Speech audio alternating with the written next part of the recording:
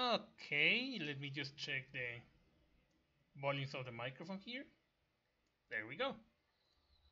Okay, hello everyone. This is your host Rexo. Yeah, what a surprise to be here right now in this day, but the point is I spent the weekend with my friend Lioncello. We went to the movies.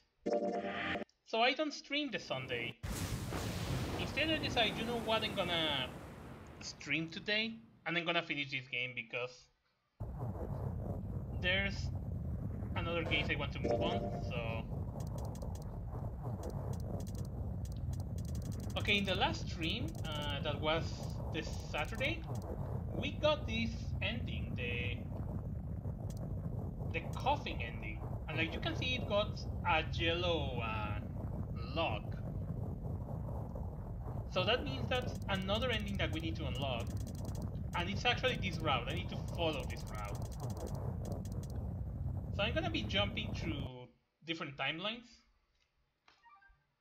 I'm gonna switch to advanced screen. And I'm gonna focus only on the crucial parts. Because that keys unlocks, what it means is information you get into the game. So you basically need to get certain actions, and that action counts as a key. So you can actually unlock another ending, or to break a certain lock in another part of the timeline or the flow. And there will be locks that need specific keys or specific information from another timeline. So basically this game have a lot of replayability because you need to be jumping from bad endings to good endings and get different information from the different endings, so you can get all what is needed to unlock that lines of dialogues and even more stuff. Now that I was here, I probably had shown the little description of the ninth man. I totally forgot about that.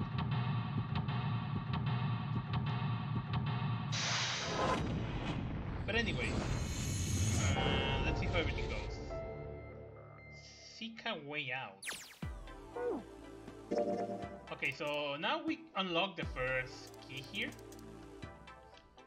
And we need to move here, that is the second key. So it actually will be the door 8. So following that route, we're gonna come here, and we're gonna pick door 8. Because that's the next place we need to go to actually get a key. Or wait, actually, I don't think I need to do that. Are you ready? Yeah. Okay. I think I can just literally... Oh yeah, we did. There we go.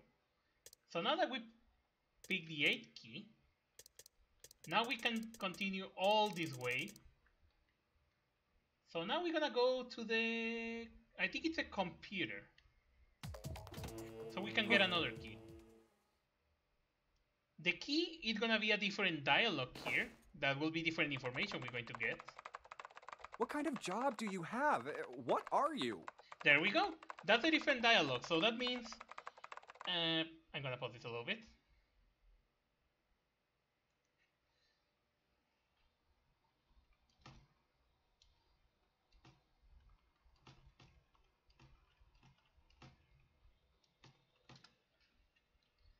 Okay, sorry about that.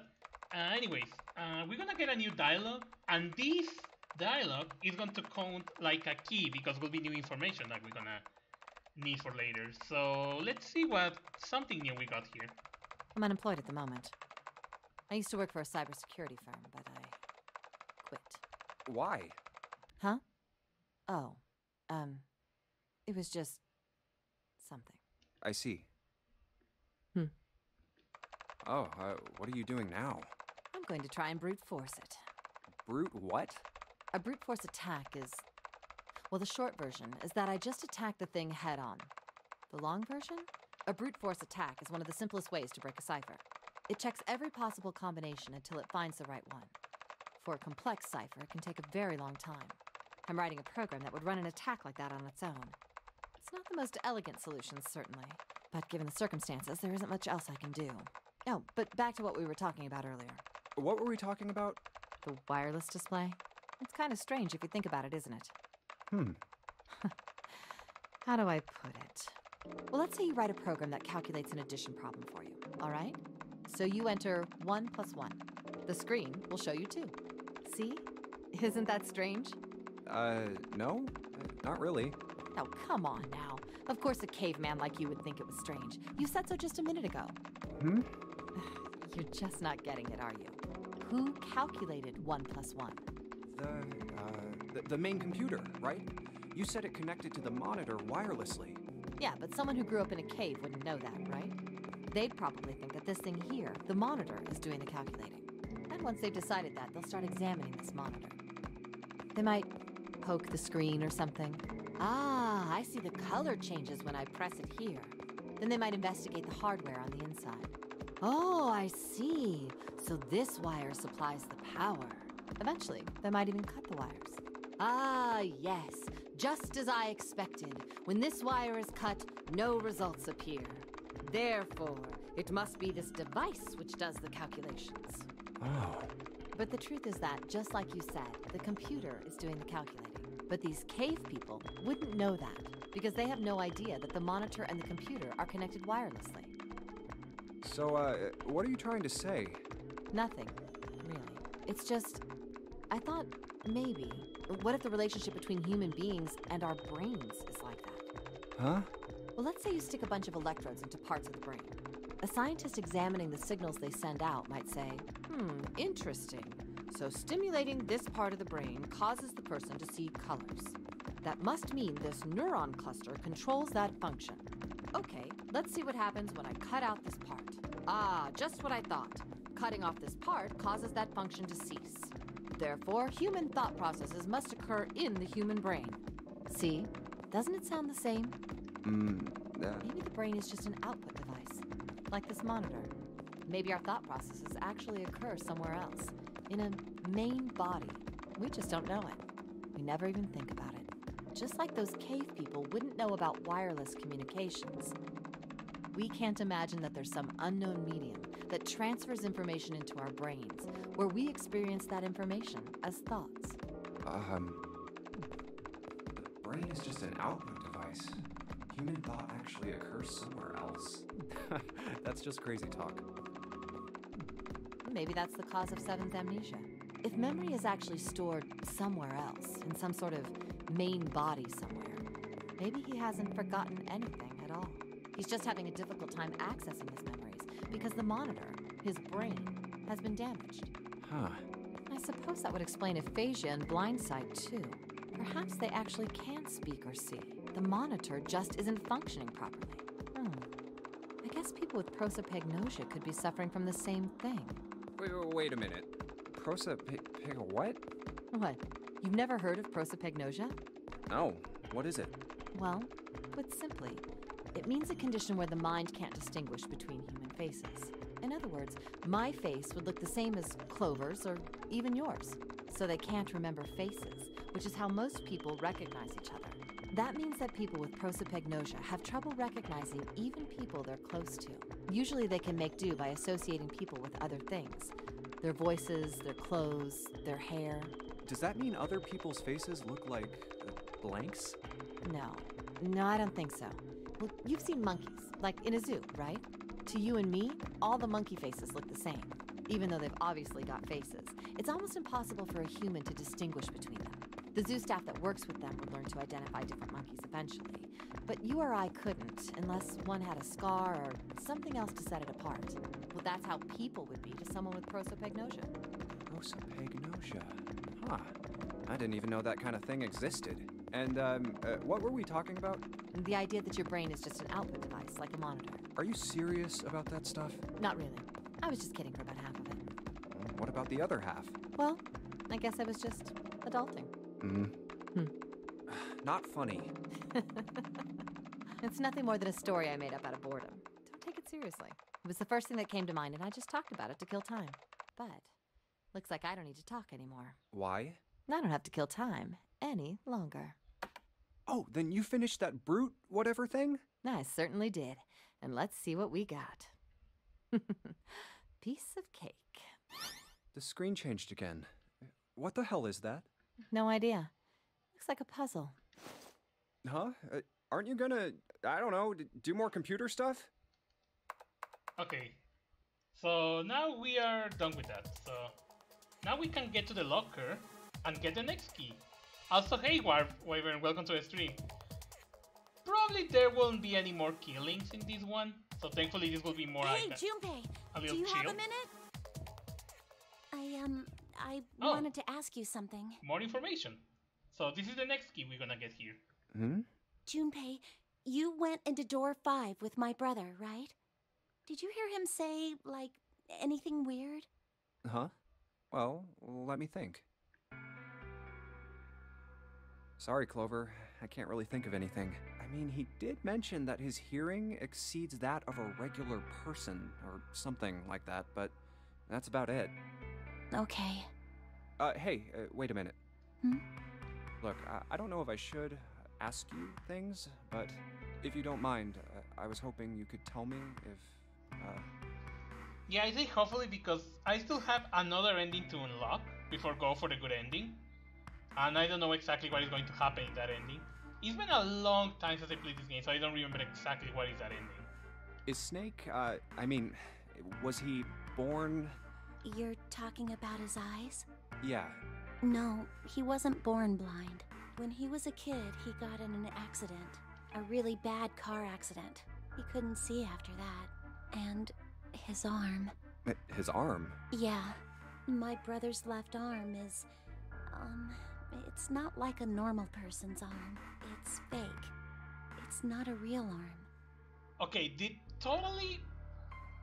for people who doesn't remember, Saturday, we were talking with Clover in the captain's crew room,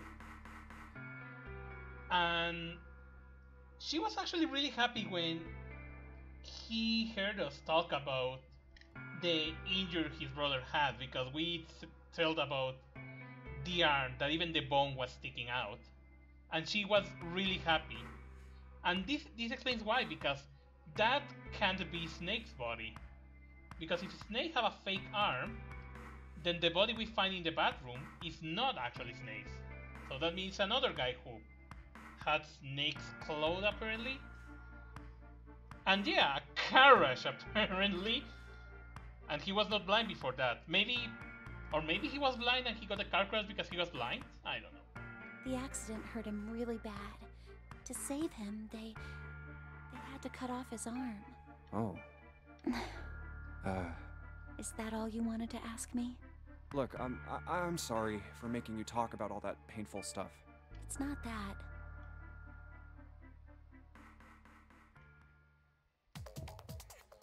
And there we go, we got another key. Okay, so the next area we need to go is all the way down here to the engine room. More specifically, I think it's the handle.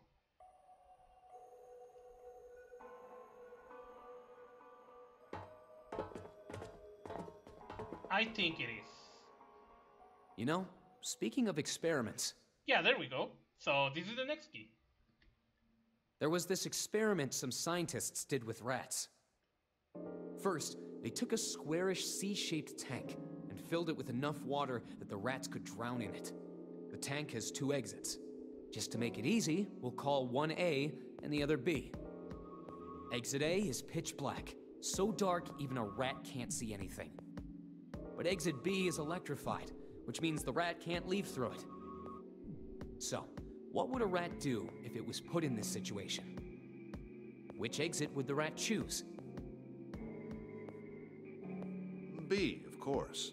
The rat has no way of knowing that exit B is electrified. Exactly. The rat goes to exit B. Of course, like I said, it's electrified, which means the rat can't get out that way. So, after a lot of trial and error, the rat finally finds exit A. I can't say that's very interesting or relevant. It's simply the story of a laboratory experiment. You're right. It isn't very interesting. Yet. See, these scientists repeated this experiment over and over, using hundreds of different rats over several generations. This produced some surprising results. With each generation, the rats took less time to find the correct exit. Eventually, a rat was put in the tank who instantly chose exit A without even attempting to go to exit B. But that wasn't the most impressive part. The same experiment was conducted in another laboratory, far from the original one, with the same results. No, on second thought, the results weren't really the same. The rats in this second experiment began the trials with significantly faster times than the first rats in the initial one. These rats weren't related to the others and had never even come in contact with them. And yet, they all easily found their way to exit A as though they already knew. What did it mean? Are you suggesting something like telepathy? They were passing information to one another through some undetectable medium? How the hell would I know? I'm not any kind of scientist. I don't know what made them do that. But I do know that story's true. And if you've got another explanation, I'd sure love to hear it. Come on, let's get going. There's still a lot here we haven't checked out. And we gotta get the hell out of here before June passes out. Hey, wait. There's something I want to ask you. What? Why did they use that tank for the experiment? Huh? Well, I mean, it seems like you could conduct the same experiment without the water. They could have just used a dry box, you know? If they needed to motivate the rats to escape, they could have, I don't know, put some bait by exit B or something. I mean, do they really have to make it so the rats can drown?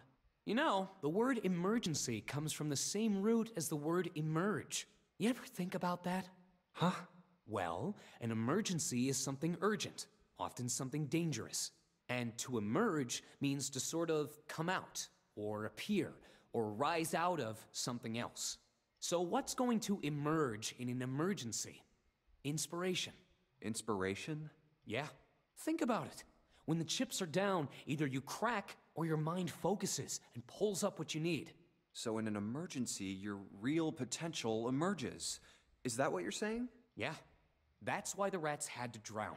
They had to be in danger. There had to be an emergency for inspiration to emerge. Oh. Okay, that was interesting actually. We're almost done, so we only need... I don't know if it's the 9th Sauros or the coffin for the next ending, so I'm probably gonna go for the 9th Sauros. Now we finally have all... Hey! Oh, there we go. June, are you okay? I'm sorry, I gotta go check on her. You finished the box thing, alright? Just put the cards in the boxes. I'm counting on you. Are you alright? What happened? Can you stand? Oh, I'm sorry. I'm fine. I just tripped. Don't give me that. Now is not the time. But it's true. I tripped over a box. Just let me see for a sec. Huh. You're still warm. I saw her fall. I think she really did just trip on something, you know? Still, to fall down like that? I think she's probably still a little messed up. Alright, well, let's just get out of here as fast as we can so we can get you to a hospital. Oh, I don't think it's anything that serious. I just need a little medicine and some sleep, and I'll be fine. Medicine. Medicine, huh? Well, if we could get in touch with anyone outside, I'll bet Ace could swing that for you easy. Ace? Why? Huh? Don't you know? He's the president of a pharmaceutical company. Cradle Pharmaceuticals is the name, I think. Oh, God. Their flagship product is an anesthetic drug called Soparil. Soparil. Soparil. I've heard of that before somewhere. Yeah, we hear of that. Soparil. It's an anesthetic that's a gas at room temperature. A lot like how nitrous oxide is. It takes only a few seconds to spread, and even a small amount is very effective. A bunch of countries quickly accepted it for widespread use within their police and military forces. It was an effective crowd suppressant and room clearer. It was practical, ethical, and the humane nature of it made it the ideal drug. It's been around for about 6 years. They developed it from the extracts of several different roots. It became popular almost as soon as it was made public, with many governments placing large orders. Demand for Soparil skyrocketed, And of course, that meant Cradle Pharmaceuticals stock did too. Hey, Why do you know Lobito. all of this? Sup, Yusuf, welcome. I heard it from the old man himself. From Ace? When? By the number 4 door at the central stairway, when we were searching the second class room. Remember how Snake, Seven, and you went to door 5? It was back then. I asked him what he did for a living, and he said he ran his own company. After that, we just started talking, and I guess it just came up, you know? Oh, that's no good. Huh. Are you worried about something? No, nothing. I am, actually. What the hell is he doing?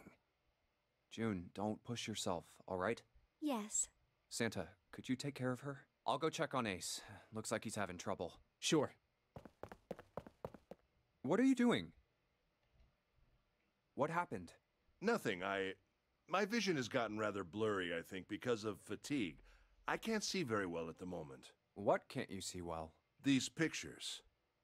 I don't care to admit it, but I may be developing presbyopia. Presbyopia? Oh, wait, we got that. Growing old is a difficult thing. At any rate, I'll leave the rest to you. I'm feeling awfully tired, so if you don't mind, I'd like to rest for a bit. How could simply looking at cards have tired him out? But if it wasn't, what had made him so uncomfortable? Prosopagnosia. Well, put simply, it means a condition where the mind can't distinguish between human faces. In other words, my face would look the same as Clover's or even yours. That's why he was struggling. He can't recognize or differentiate the faces. So they can't remember faces, which is how most people recognize each other. That means that people with prosopagnosia have trouble recognizing even people they're close to. Maybe he's got prosopagnosia? Huh. Well, he looks depressed enough to have it. Oh well. Time to solve the 9 boxes puzzle. Ace's card is in box 1, Snake's is in number 2. I just need to do the same for the rest. And finally, the 9th man's card into box 9. Yeah! And there we go. So that's another key. So we only need this lock for the next ending. So let's go for it.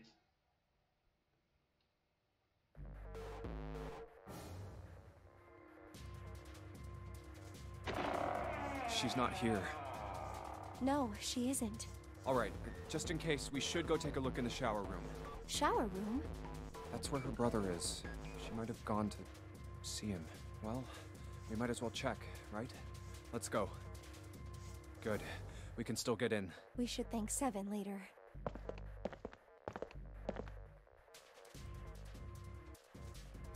No luck. Yeah, I don't think she's here. The smell is horrible. Let's check the back, just to be sure. No, she's not here. Snake, just where did your sister go? Such a horrible way to go.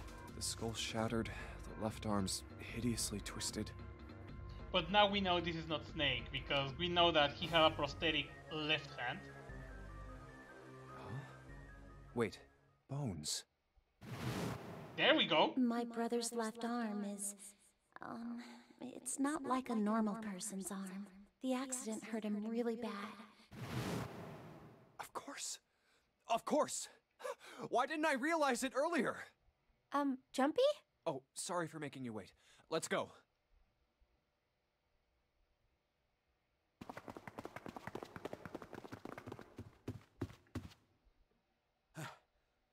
Junpei! June!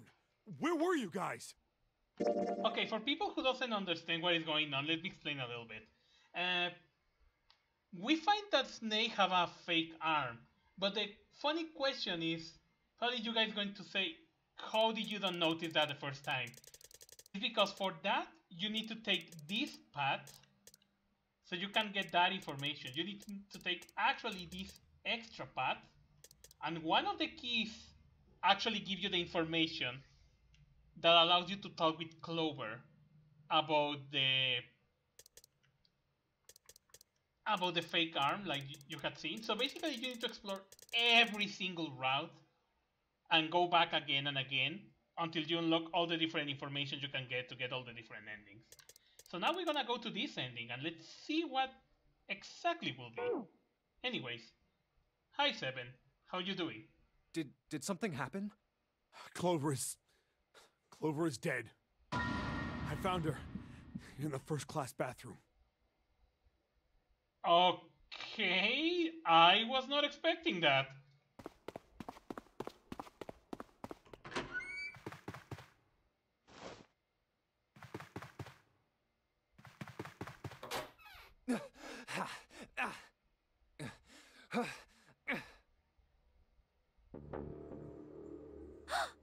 Oh shoot, I was not expecting that.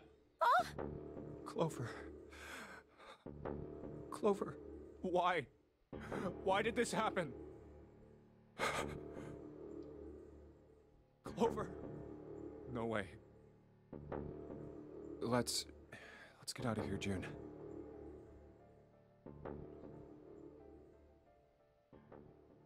Are you all right? Yes, I think so. You should get some rest. Here, the bed. Can you sit? Yes. Who was the first to find the body? Me. Why did you come to this room? To look for Clover. Why else? I found her body in the bathroom. As soon as I did, I ran outside. I got to the top of the stairs by the casino and yelled as loud as I could. Hey, guys! I found her, but it's bad. She's in the bathroom in the first-class cabin. Come quick! Or something like that. Then I went back to the bathroom. Ace, Santa, and Lotus showed up real soon after that. But I guess you two hadn't heard me or something because you didn't show. So I took off down the stairs to look for you. After that, I mean, you know the rest, right? 7. There's one more thing I'm worried about. What? You stuck one of those plates in between the door and the frame, right? Why did you do that? Come on, didn't I already tell you that? I did it so that the door wouldn't lock. So we could come back to this room? Oh, you think I did it? Well, I don't know. That kind of depends on what you say, doesn't it? For crying out loud. Follow me. A closet? Yeah. This is the reason. This safe. We couldn't open it when we were getting through this room. I figured there might be something pretty important in it. I couldn't stop thinking about it. I figured eventually we might figure out what the numbers are for the safe. And if we did, I didn't want to screw around with door 5 again. So I put the plate in the exit door so we could get back in that way. Yeah. Figured it wouldn't open. Huh? This is... rust. If there's rust here, that means... has someone opened the safe? Huh? Maybe there's another clue. Anything that might lead us to discover who stabbed Clover. Behind this door. The 9th man's body is behind there. Maybe I should have another look at it, just in case. Ugh. Oh, the hell? This smell is... Oh. Oh.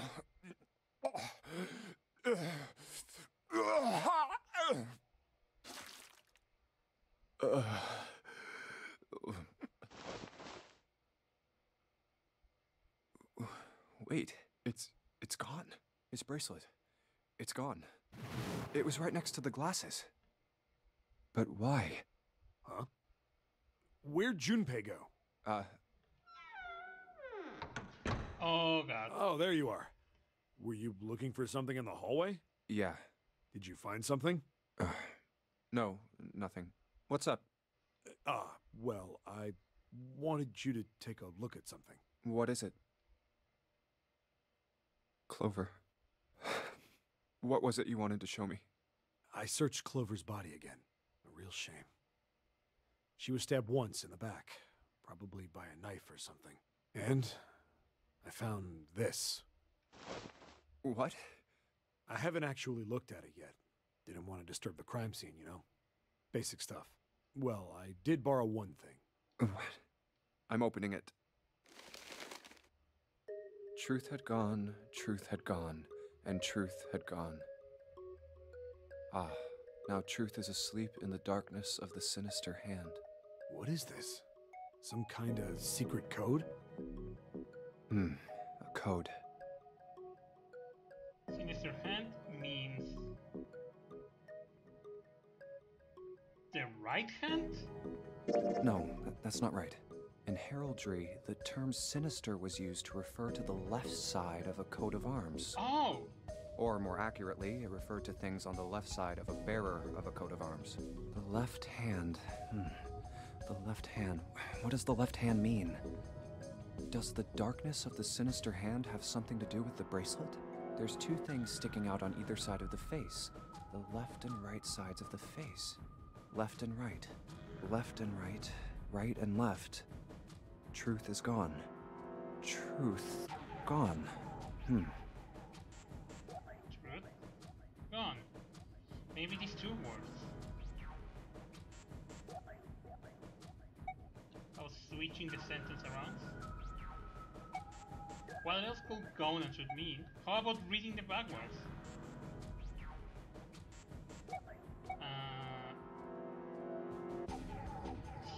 I don't know, guys. Okay, this is the point where I'm trying to think exactly what we have to do with this note.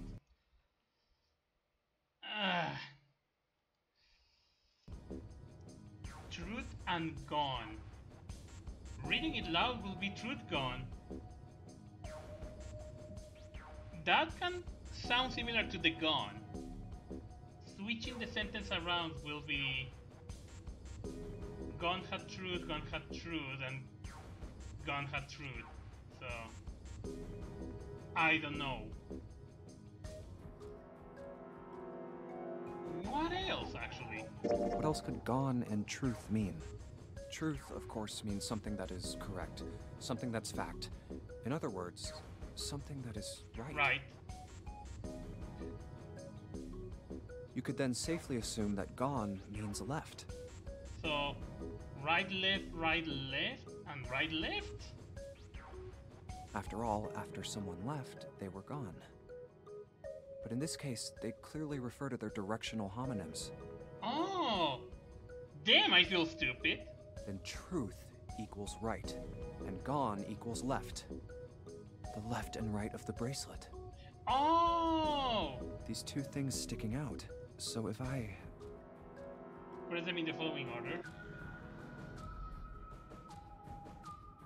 Truth is gone, truth is gone, truth is gone. So...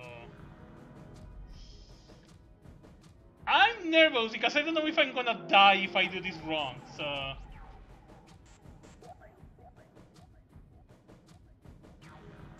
Wait.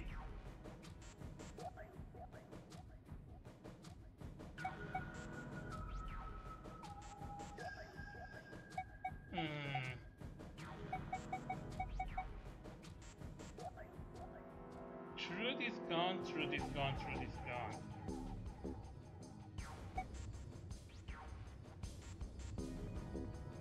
Right, left, right, left, right, left.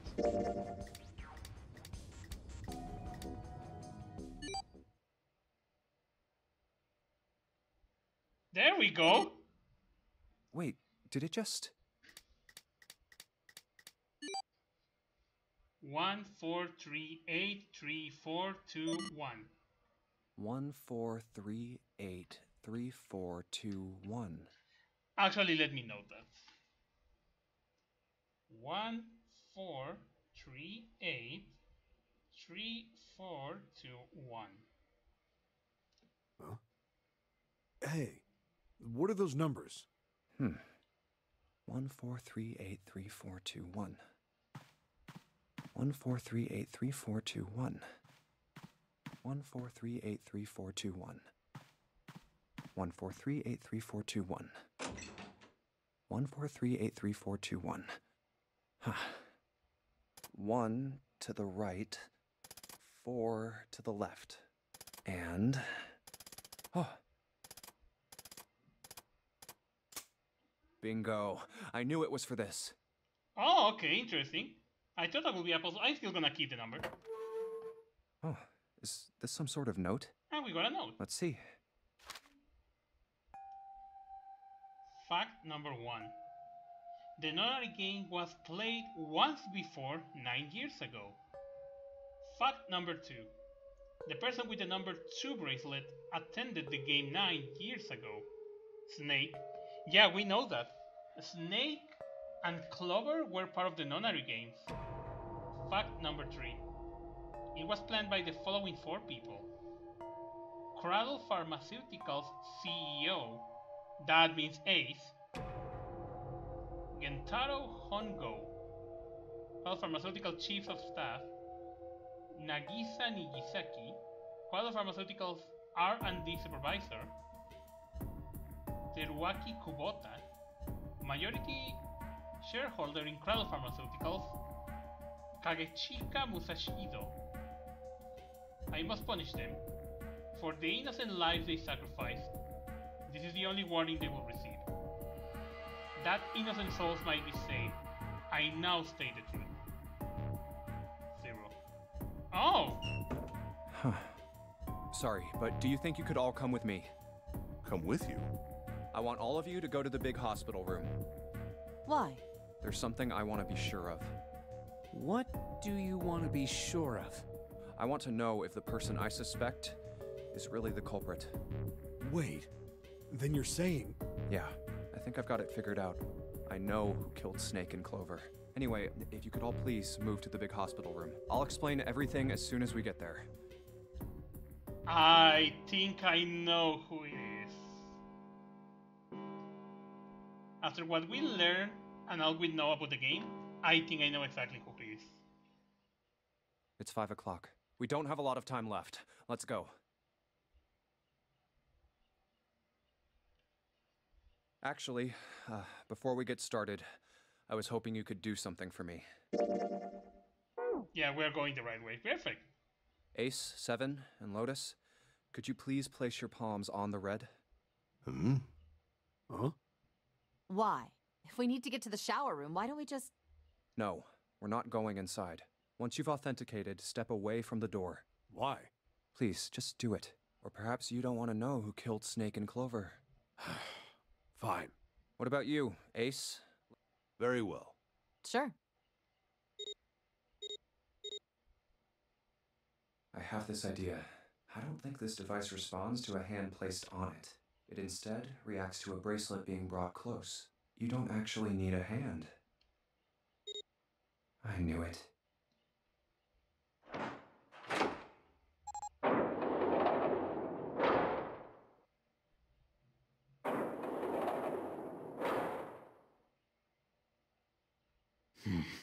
Huh? What was that about? How should I know? Thanks. I appreciate your cooperation. By the way, Ace, would you mind if I asked you something? What is it? Do you know who I am? What? What kind of question? Just answer it, please. Who am I? You're Junpei, of course. Who else would you be? Unfortunately, that's the wrong answer. Actually, I'm Santa. What? The clothes I'm wearing, I borrowed from Junpei. And the clothes he's wearing are mine. We had a little swap. That's ridiculous. Impossible. So, you're saying I'm not Santa? Of course you aren't. Why? What makes you so sure I'm not Santa? If you were Santa, then door 3 wouldn't have opened for us just now. 1 plus 7 plus 8 plus 3 equals 19. 1 plus 9 would be 10. The digital route would be 1. But the 4 of us just opened door 3. You can't possibly be Santa. Your bracelet number isn't 3. It's 5, right? Huh? You're exactly right. My bracelet number is 5. Sorry, Ace. I tricked you. Of course, I'm not really Santa. I'm Junpei. Who could possibly think I was? It's obvious I'm not. To think I was? Ridiculous. But I guess you couldn't see just how obvious it was. I asked you before, didn't I? What makes you so sure I'm not Santa? And you answered. If you were Santa, then door 3 wouldn't have opened for us just now. Most people wouldn't say something like that. The first thing that would come to anyone else's mind wouldn't be the bracelet number. There'd only be one thing they'd say. The face. One sentence. You don't have his face. Oh! Ace, you have prosopagnosia, Am I right? Prosopagnosia? What's that? No clue. Prosopagnosia is... Very well. I confess. I have prosopagnosia. I cannot differentiate human faces. Is that what this was about? You want to mock me for my disorder? No, not at all. I'm not making fun of you at all. In fact, I feel kind of bad for you. No, the reason I brought this up is that there's an excellent chance the person who killed Snake has prosopagnosia. What do you mean? I'll just come right out with it. I think it was you, Ace. You killed him. That's ridiculous. What possible evidence do you... I have 3 pieces of evidence. The first, think back to a few hours ago. You made us argue over the 3 doors here in the big hospital room. There was no way all 7 people could go through them. Lotus suggested that we sacrifice one of us. Then you, Ace, said, I'll stay here. Why would you say something like that? It's pretty simple, really. You didn't want us to see the dead body in the shower room. You see? If Ace stayed behind, there were only 2 doors the rest of us could go through. Doors 7 and 8. There was no way we could get through door 3, the shower room. You knew that, didn't you, Ace? That's why you volunteered to stay behind. Come on now, I think that's going a bit far. I can understand if you're jealous of my bravery, but please don't devalue my actions. I only wanted to save the rest of you. Surely you can understand my altruism. Altruism, huh? You already knew, didn't you? You knew that whichever doors we took, eventually we'd end up back in the big hospital room. What on earth are you saying? Of course I didn't know that. How could I have? Really? Yes. Oh well, that's cool. I've still got 2 more pieces of evidence that say you're the killer. The second is that, as I said earlier, you have prosopagnosia. Then you mean to imply that a person who can't distinguish human faces must be a bad person? Junpei, they call that prejudice. No, I am not that stupid. Then why? Well, before I explain, I suppose there's something I should tell you. The corpse in the shower room. It's not Snake's. What? I didn't put it together right away, but there was something Clover told me. She said that Snake's left arm was prosthetic. He'd lost his real arm in an accident.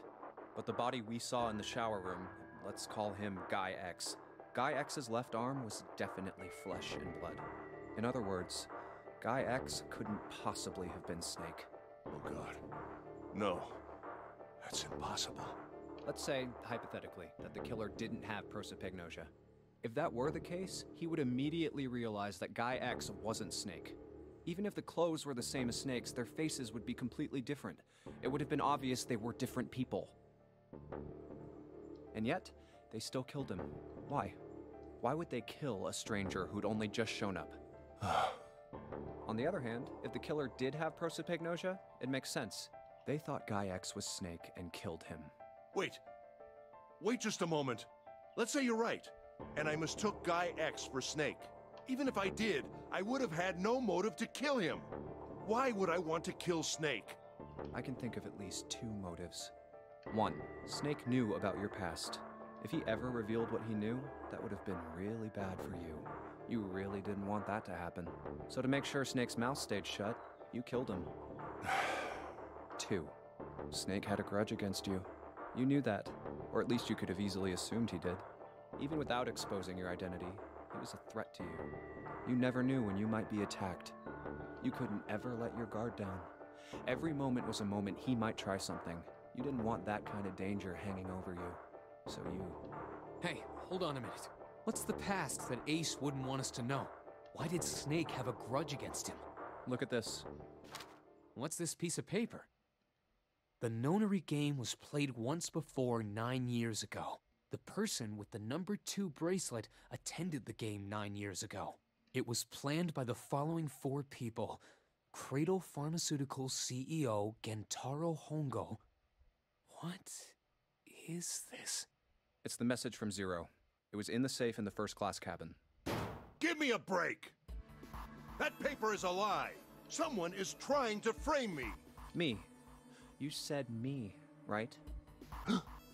Wouldn't that mean you're admitting you're Hongo, the CEO of Cradle Pharmaceuticals? Or am I mistaken? Very well. I admit that much. I am certainly the CEO of Cradle Pharmaceutical, Gentaro Hongo. So what if I am? I don't know anything about this Nonary game that supposedly took place 9 years ago. Oh, but you actually knew about that. Everything on that scrap of paper is bullshit. Someone is trying to set me up, you see? First of all, Junpei, you're claiming I did this all by myself. Think that over, all right? How could I have killed Snake all by myself? Not Snake. It was Guy X. I don't care who it was. You said the killer put this other man into door 3, right? Yeah, maybe. Then I couldn't have possibly done that alone. Because the door needs more people to open. I couldn't have opened door 3 with only myself and Guy X. Nope. You could have. Huh? What? Actually, Ace, when you were unconscious, I took something from you. Remember when you were injected with that anesthetic and fell asleep in the big hospital room? Yeah, back then, I took this. No! You couldn't have! I got you, Ace. Your right hand there tells me all I needed to know. You want to tell me what you were so worried about? What's in your pocket? Oh my god. It's the number 9 bracelet, isn't it? Ace, Guy X, and the 9th man's bracelet. That was all you needed to open door 3. That's how you killed Guy X all by yourself, Ace. All you needed was the number 9 bracelet in your chest pocket. If you want to play innocent, that's fine by me. Go ahead, tell me. I don't have the bracelet, if that's what you want to do. But if you could take off your coat and hand it to me, I'd really appreciate it. Otherwise, we'll have to take it from you by force. Right, Seven?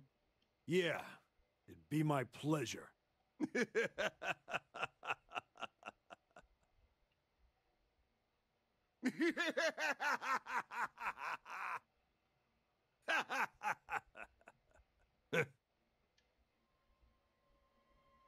Well done, Junpei.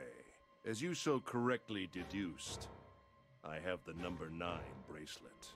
I retrieved it while we were searching for the missing hardware for the Red. I left the room I was supposed to search and headed to the first-class cabin on B-deck. Stupid motorcycle people. My purpose was to obtain the number 9 bracelet. 9 is a potent ally in the Nonary game. Adding 9 to any set of numbers won't alter the digital root, as you can see. 9 is a very useful number here. With it, one can go anywhere, with anyone. It is, I suppose you could say, a game changer. So I made for the first-class cabin to obtain it. In mere moments, I successfully acquired the number 9 bracelet. There was also an unexpected bonus. The knife the 9th man had used. I quickly pocketed both of them and left. I made my way back to where I was expected to be. That's when I ran into Snake. Well, this guy X, actually. I spotted him ahead of me. He was heading for the large hospital room and hadn't noticed me. The man wearing Snake's clothes arrived at door 3. When he stopped, I walked up behind him and called out, "Snake." He turned around. He said nothing. His mouth simply hung half open. He seemed dazed somehow, almost like a man half asleep. Perhaps he had been drugged. It wasn't important. I tend to gloss over little things like that. I was certain that man was Snake. I knew Snake had taken part in the Nonary game 9 years ago. Being blind, it made sense that he didn't recognize me immediately upon our first meeting. But why then hadn't Snake said anything to me later? Surely he hadn't forgotten what had happened to him in the Nonary game. But not once did he attempt to confront me. Did his lack of sight prevent him from fully recognizing who I was? Or perhaps Snake had conspired with Zero to deceive me. Regardless, he was a threat, and it was better to deal with him sooner rather than later. I had to get rid of him before he took action. With quick thinking, my plan went into motion immediately. I held the number 9 bracelet over the Red. I waved my own bracelet in front of the Red, and then grabbed Snake's arm and shoved his hand against the scanner panel. The door opened. I threw the man through it. 9 seconds later, The door shut. 81 seconds passed.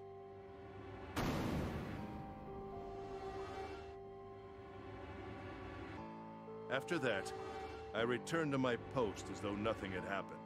After conducting my own search, I returned to the large hospital room when the 1 a.m. bell rang. Ace, did you kill Clover? Yes. Why? Why did you kill her? She was Snake's sister. It was possible he had told her something dangerous. Additionally, she had gone through door 1. It seemed likely she might have found it. Found what? Why don't you go through door 1 yourself? Perhaps it's hidden somewhere. Yeah, but Lotus and I went through door 1 too. We didn't see anything suspicious. Yes. I thought as much after I heard your report at the central stairs. I doubt the two of you could find it. Hmm? Huh? But perhaps Clover was different. Perhaps she had found it. I was, therefore, desperate to find her. And at last I did, in the first-class cabin. I spoke very calmly. Did you see it? See what? Don't act as if you don't understand. You were in the captain's quarters, weren't you? Uh-huh. What are you talking about? Very well. By the way, what are you doing here, Clover? What? Nothing. There's blood on your shoes. It looks fresh. Did you go take a look at the 9th man's corpse? Oh, he's talking about the corpse of the captain's crew. I see. Your silence suggests that you noticed. You saw something, didn't you? You saw that his bracelet was gone. No! You aren't going anywhere. You're staying here. No! Don't you run, little girl.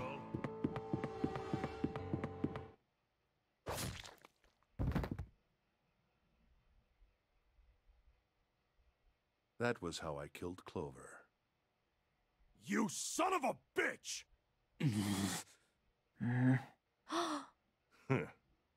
I admit it. I've lost. I have lost. Completely and utterly. Don't misunderstand, Junpei. I didn't lose to you. I lost to Zero. Not you. I'm rather disgusted with myself for falling into such a simple trap. I looked the fool. And it was a trap. Make no mistake. I was trapped and manipulated by Zero. The man I killed in the shower room, if he wasn't Snake, then I have no idea who he was. But he was wearing Snake's clothes, and that was no coincidence.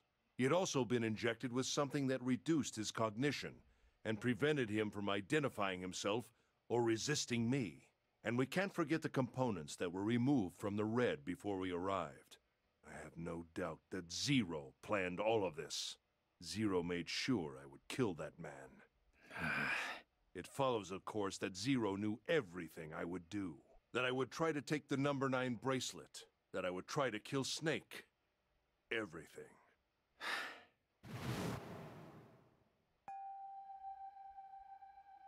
I must punish them. For innocent lives they sacrificed. This is the only warning they will receive. That innocent souls might be saved. I now state the truth. Yeah, that's what the note says. I think Zero is one of us. Huh?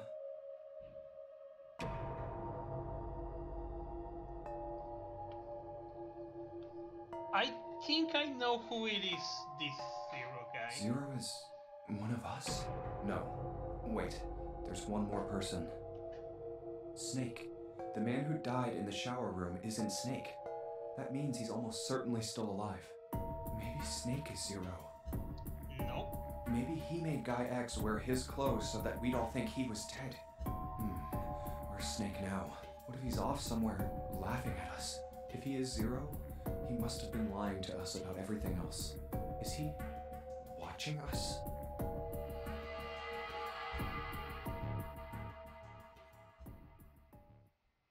Well, I believe I've finished with my confession.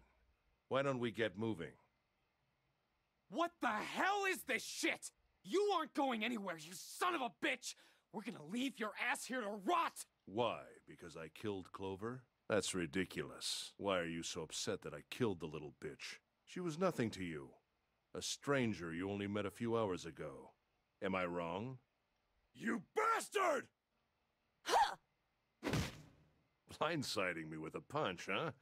You've got some fire, don't you? I confess, I rather like a tough woman. Well, maybe you'd like another one then. Before that, let me give you one of my own. Huh? If any of you so much as blink, I won't hesitate to pull this trigger.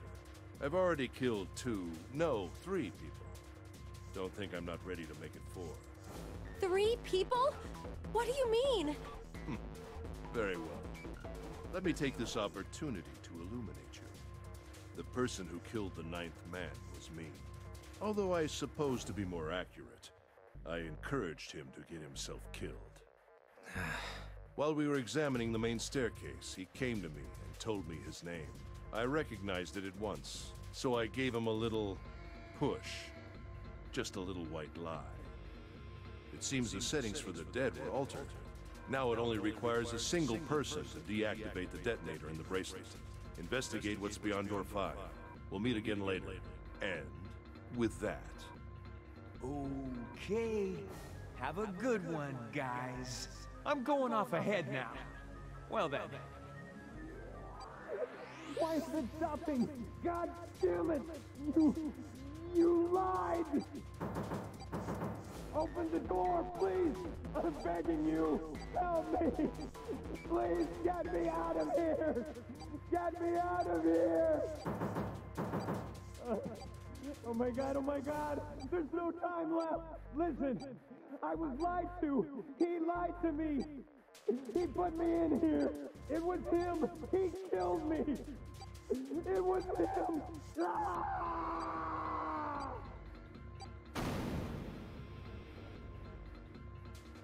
I had 4 reasons for killing him. As I said before, in the Nonary game, the number 9 bracelet is of utmost Oh, thanks for that, dude, by the way. importance. If I had allowed him to keep such a useful tool, he, or it, would have become a threat to me. As such, I decided that he should be eliminated early on. I wanted the number 9 bracelet. If I could manage to obtain it, I would be able to manipulate the game as I saw fit. I would be unable to acquire the bracelet unless its owner was dead. That's the second reason. Even setting aside his number, he would have been nothing but trouble for me. He was aware of my past. He knew what happened here 9 years ago. It was important that I eliminate him before he was able to disseminate this information. Lastly, I wished to conduct a simple test. A test to see if this Nonary game was serious, or a poor attempt at a joke. I needed to be quite sure. As such, I encouraged him to act against the rules so that I might observe the outcome. I don't get your third motive. What the hell happened 9 years ago? Didn't I say? The Nonary game was played. I planned it out, and I conducted its execution. Why? What on earth was it supposed to do? I don't really think I have any obligation to tell you that. Hey, what's with this gun? Where did he get this? Why don't you tell her, Santa? On the other side of door 6, we found the gun in the coffin in the cargo room, right? The bastard must have grabbed it when we weren't looking. Indeed I did. That was a pretty serious mistake, you know. Just saying you intended to leave it behind. Well, there isn't much time left. I'll be off then. Well, where are you going? Do I really need to explain? I had assumed it would be obvious. I have the number 9 bracelet, and now I have Lotus. Wasn't there a door with a 9 on it in the room that looked like a church? That's where you're going, isn't it? And how do you know that? Santa told me about it while we were looking for Clover. I see. Well, you are correct. That is my destination. But now I must say goodbye to all of you. Ah, and please, don't forget my warning. Move and I'll pull the trigger. I don't need her alive to open the door, you know. Shit! He's getting away! We can't risk it. Now, Lotus, open the door for me if you would. Goodbye. Well, that was intense. Damn it! Hey, Odin, welcome to the stream. Just at the right moment when I say damn it. Yeah, welcome to the stream of 999, 9 hours, 9 persons, 9 doors. Hey, June, what happened? Are you alright? Jesus, you're burning up. Your fever's back. Are you okay? I wonder how close I am to the end. I'm really close to the end, apparently. So far I'm doing good. Thanks for asking. I hope you're also been doing fine yourself. Like I say, I apologize for not being able to stream this Sunday. It's because I was out with my friend Lioncello, so I was not able to stream. It's okay. But also I can be able to thank to River Slinky 3916 for the follow. I really appreciate that, man. Thanks for that. Well, I think we are officially now at the end, so we officially have nothing else to... hold on. I officially have nothing to... There won't be anything to worry about that, so I can actually get rid of this now. Whoops, I clicked the ground object. There we go. Yeah, because there is nothing else to hide anymore. Anyway, let's continue. I'm okay. Really, I'm fine. You should be worrying about Lotus. But...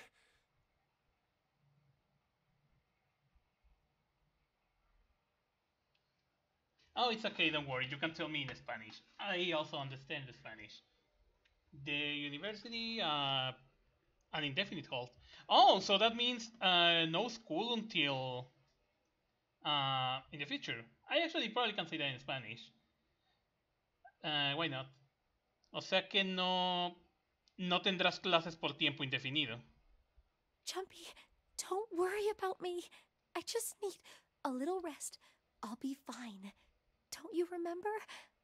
I just needed to rest a little bit last time. Okay, I don't know if that is actually something good or bad. I probably think that it's maybe a little bad because of how things were, but let's hope for the best that they actually can solve that real quick so things get normalized for you right there. Let's hope for the best. So please, please save Lotus. Think about what Ace has already done, Junpei. When he's got what he needs from Lotus, you really think he's just gonna let her walk away? Nope. Damn it. You guys go on ahead. Soon as June starts feeling better, we'll follow you. Go! All right, come on, Seven. We're going after Ace. Hell yeah! Santa, you take good care of June. I'm trusting you. Got it. Let's go!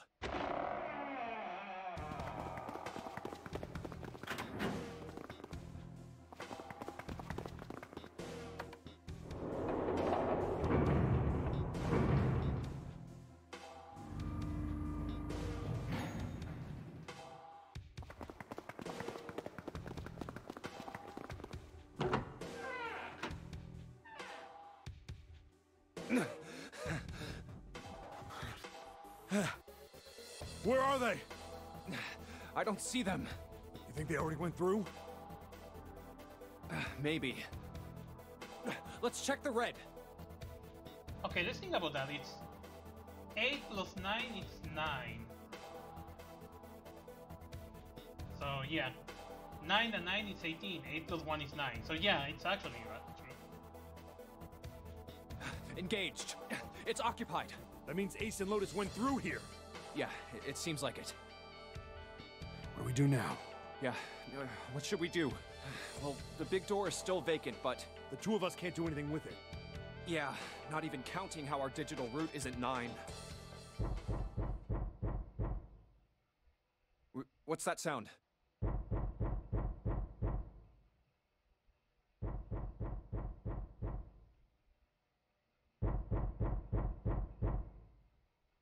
It's coming from over there. The coffin. Yeah. Let's open it. How? By force! I don't think that's gonna happen. Well, you never know till you try, right? The only necessity for success is the willingness to suffer 1,000 failures. That's actually really cool. I had heard this one before. Who said that? I forget. Anyway, we've got to try. Oh yeah, it's probably gonna be a real nightmare for sure. Damn it! See? That's why I hope Did I that tell you? that normalizes real soon. If you could just pull it open, why would it have something like that? Right. So unless I put in the right passcode, it's not gonna open. Was there some sort of clue somewhere?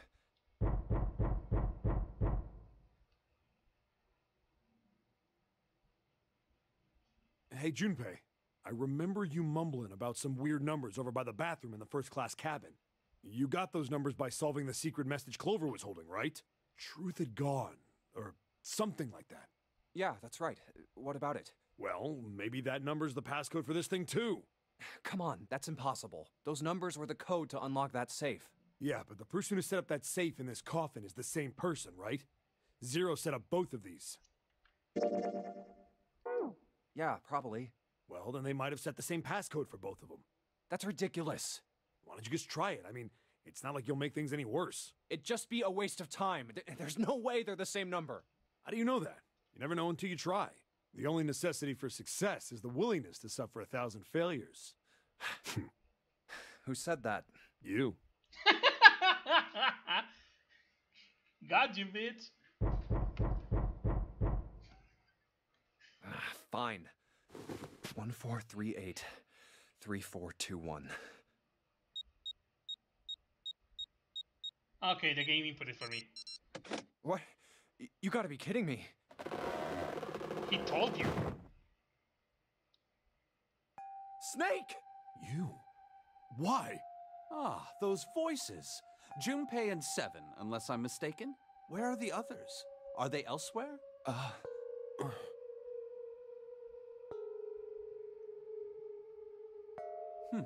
I see.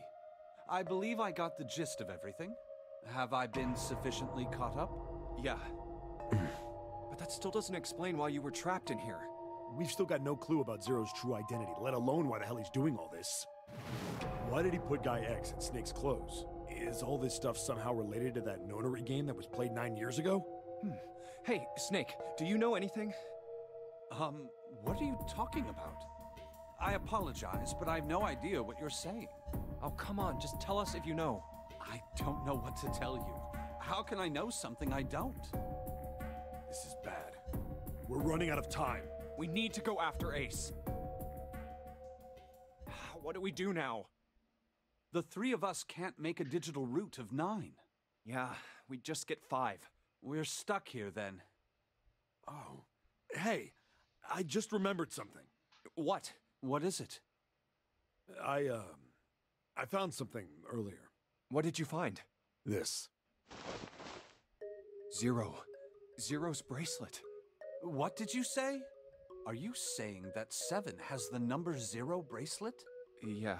Where did you get that? Clover gave it to me. She did? Yeah.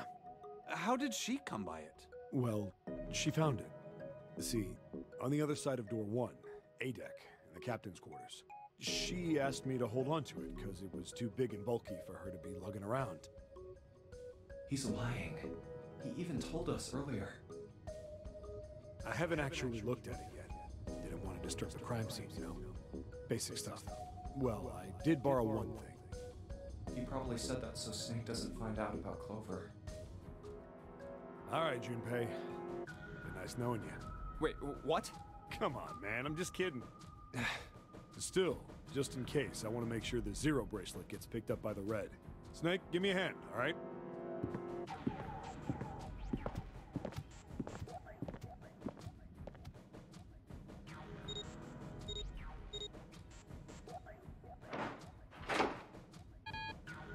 Huh? Why isn't it opening? Well, the third asterisk lit up, so it must have registered the 0 bracelet. Maybe it isn't actually 0. Huh? What? That bracelet may not actually produce the number 0 when scanned. That is what I'm saying. Why don't we try a few different combinations? Perhaps we can determine what number that bracelet actually contains. Oh, got it! Let's I use the following combination. Oh god. Okay, let me try to think in these. I'm trying to remember.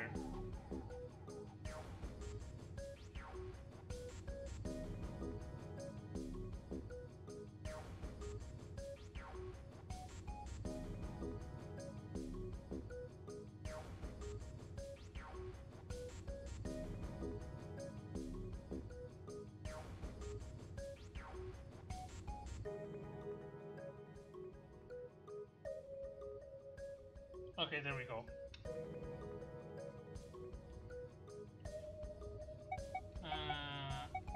Oh shoot!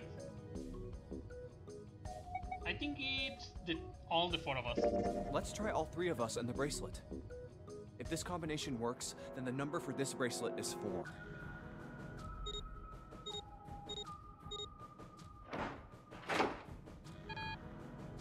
It didn't open. Then this bracelet is not 4. Then...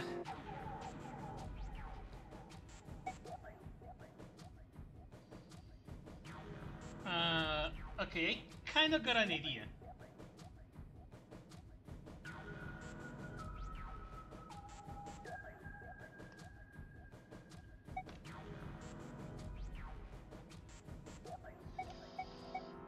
I think it's... Let's try Snake, me, and the bracelet. If this combination works, then the number for this bracelet is 2. No, I don't think the bracelet is 2. It didn't open.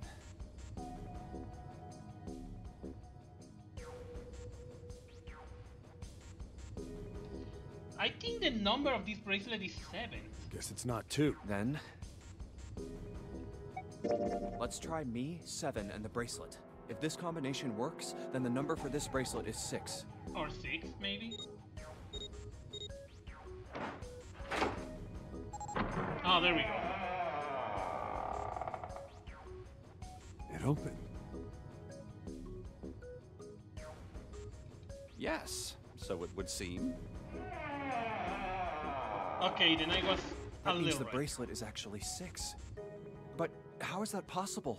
Because it's not 0. The display on the bracelet clearly shows a 0.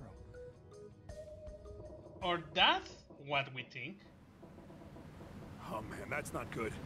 I guess our time's just about up, huh? At any rate, we know now that the door can be opened. Let's go! But, Snake, are you sure? Yeah.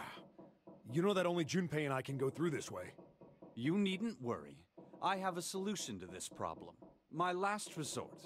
But if now is not the time for last resorts, then when? Last? Resort?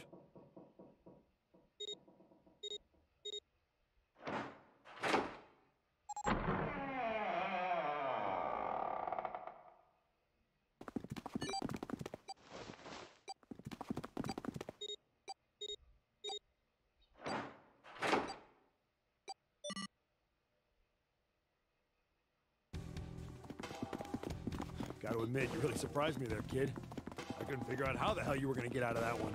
How come you didn't do that right off the bat? As I told you, it was a last resort.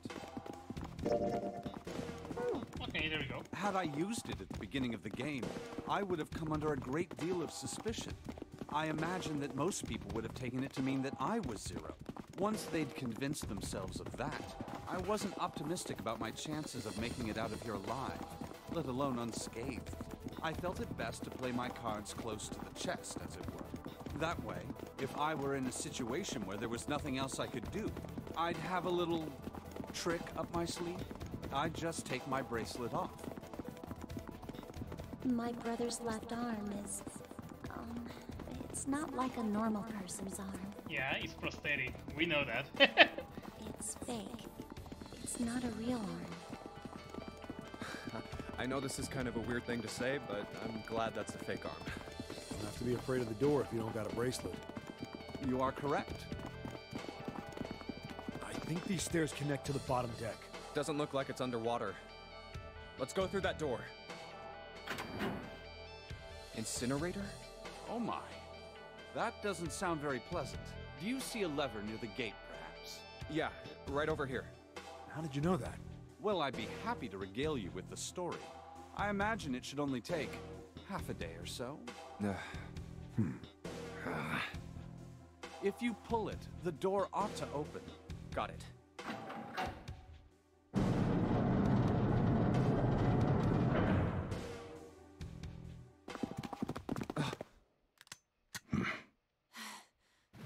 What? Why? Why is there another one? Warning. Warning. Emergency incineration command has been acknowledged. Automatic incineration will take place in 9 minutes. Please evacuate the incinerator immediately. Oh my, how exciting. You've run quite a show here, Zero. What's the matter? Too frightened to understand? Here, let me explain. It's said that the incineration system is about to activate. In 9 minutes, this room will be engulfed in flame. Who are you? You don't recognize me? I'm hurt. It's me, Snake. Snake?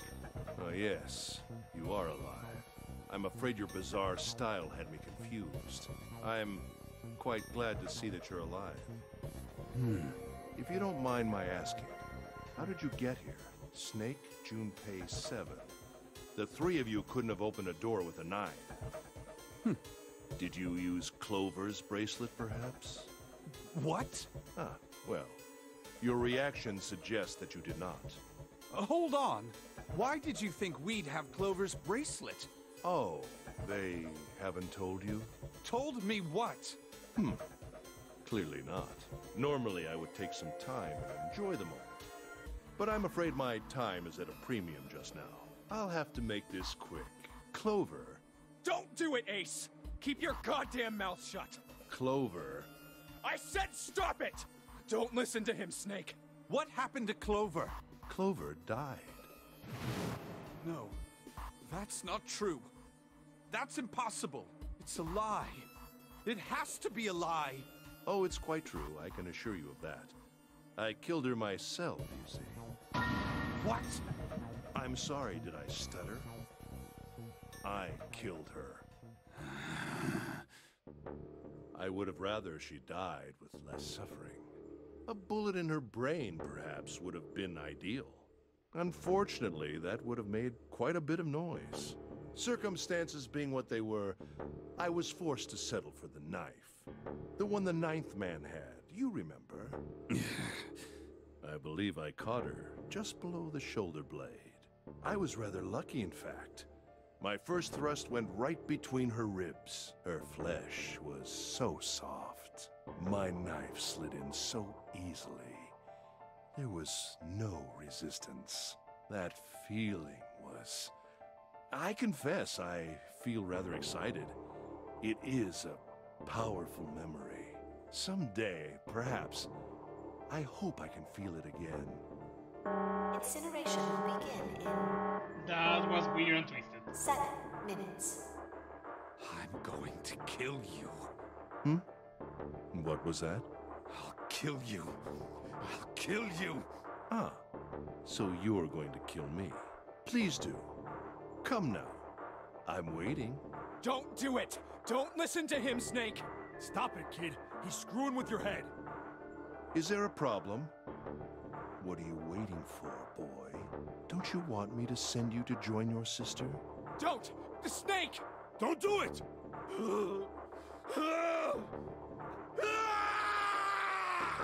Snake! Snake!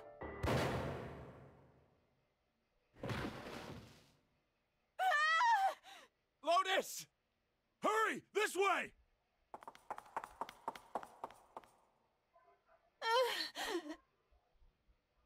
Incineration will begin in 5 minutes. Give me the woman. I need her. Without her bracelet, I will be unable to open this door. Quickly now! I don't have time for your shenanigans. I see. Then it would seem I have no choice. The rest of you must die as well. Fortunately, I have 5 bullets left. 1 for Junpei, another for Lotus, and the last 3 for that lump of idiotic man you call Seven. I will take Lotus's body with me and leave this room. Incineration will begin in 4 minutes. Well, it looks as though our time together is at an end. I rather enjoyed playing with you. Damn it! Goodbye. Kill you. Oh God! No, that's impossible. I'll kill you. I'll kill you. Stay away from me. Get back. Stop. If you come any closer, I'll get away from me. Listen to me. I said, don't come any closer. Shit, you bastard.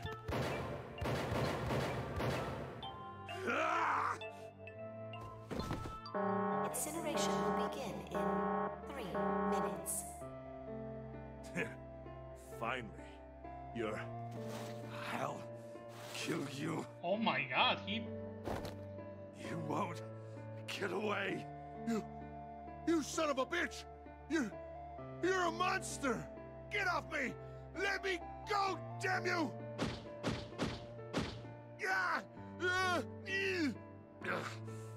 This is it, Ace. We're going to burn to death together. What? Incineration will begin in 2 minutes. Damn it. Damn you. Get off. Let me go, you monster. Okay, look. Think about it this way. My company owns a wonderful hospital. It has excellent doctors. You're not wounded too seriously. I'm sure they can fix you up easily. Yeah, I mean, I literally shot you 6 times and you're still moving. So probably they can fix you after that. Also, hey Chilla, welcome to the stream. You don't have to die. You could be saved. Just let me go. Pathetic. Begging for your life. Snake, that's enough. You can stop now. Yes! He's right, Snake. You've done enough! Come on, Snake, let's go. Let's get out of here. You have to come with us. We have to leave together. I apologize, but I'm afraid I can't do that. You'd best forget about me. You need to leave soon. I'm going to take him with me. Shut up! Be quiet! I couldn't save Clover. My sister died because of me. Perhaps this will begin to atone for that. Perhaps in the afterlife, she can forgive me. Now go. Go now. You have to go. Incineration will begin in 1 minute. God damn it! Shit! We're out of time! We gotta go! Junpei, what are you doing? You have to get out of here now! Snake! Snake! Wait! Don't be an idiot, Junpei! No! No! I have to help Snake! Snake! Snake! Get off of me! Let me go! Incineration will begin in 10 seconds.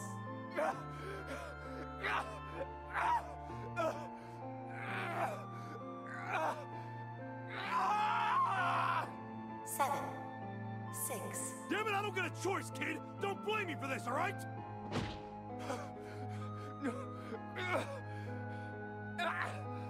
5, 4, 3, 2, 1, 0.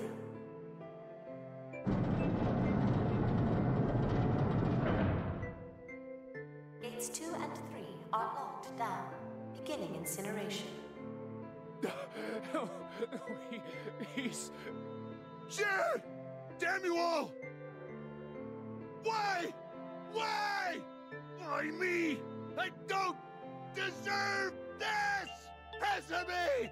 Answer me, Zero! Why? Why? Zero! Zero!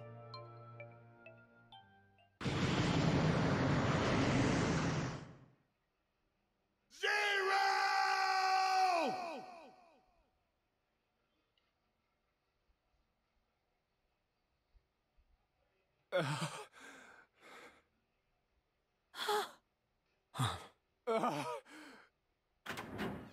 Hey, wait! Junpei! Junpei, where are you going? You stay here. I'll go get Santa and June. You're gonna bring them here? How? Don't worry about that. Just stay here and wait, all right? I saw an elevator on the way here. If I can get it to work, then maybe... Please work. Wow, that was Yes. crazy.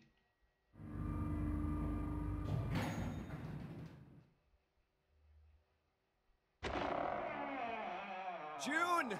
Santa!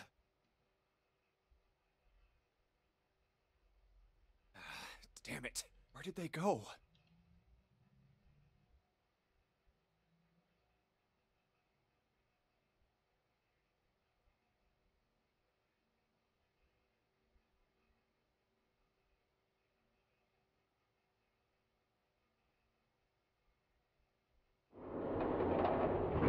I love that little slideshow, like showing us exactly where he's going.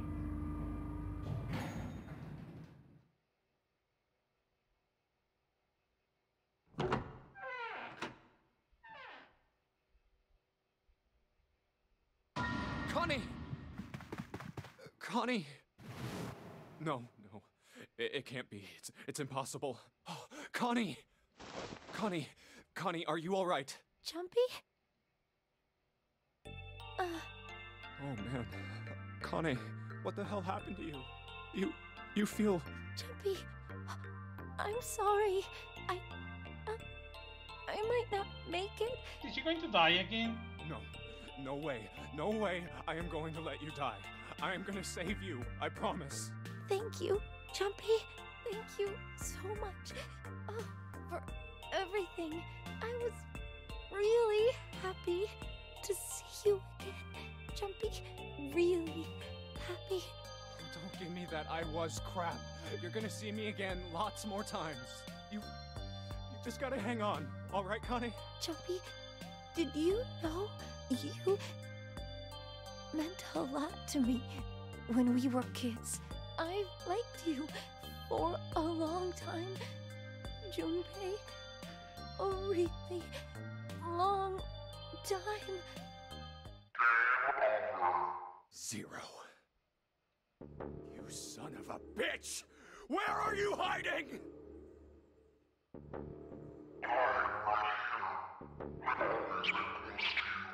What the hell are you talking about?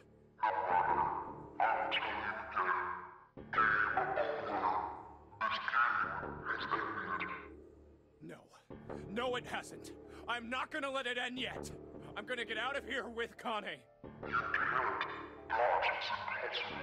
Why?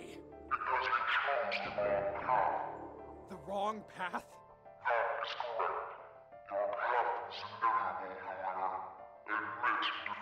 Where there is shadow, there is light.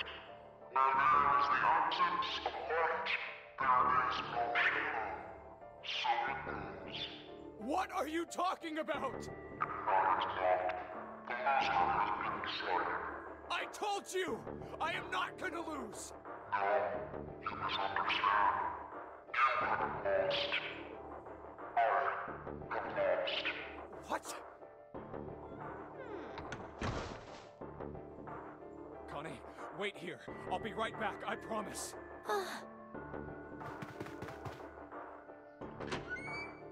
Damn it.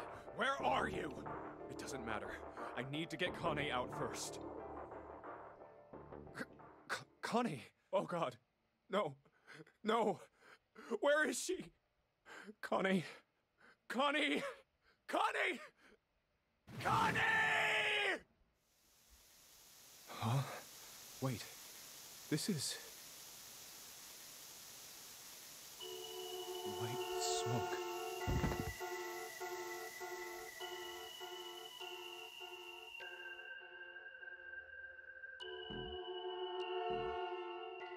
Okay, so that's the other ending.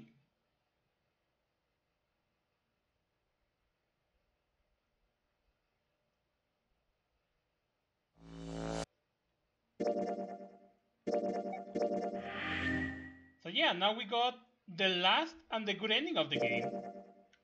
Exactly. So now that you can see, we got the yellow key and Zero's lost. So now we can go and do the final ending. The real good ending of this game. Because now we got all the knowledge that we needed. And we got all the information the game can give us. And Clover is alive, so now we can complete this.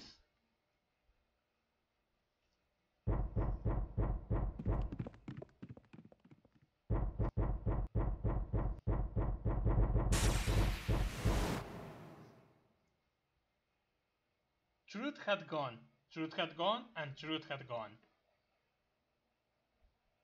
Now, truth is asleep in the darkness of the sinister hands. Wait, what? What the hell was that? That voice? Huh? What? What's up? Huh? Oh, nothing. He pressed the buttons. So they were left, right, left, right, left, right.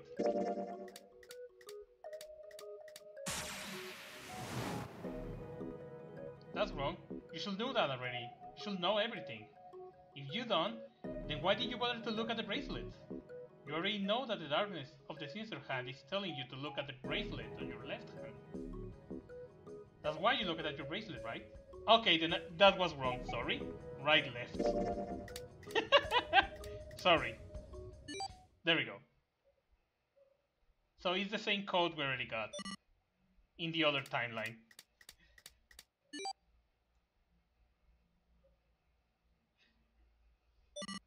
One, 4, 3, 8, 3, 4, 2, 1. So basically, for people who is new in this game, let me explain a little bit.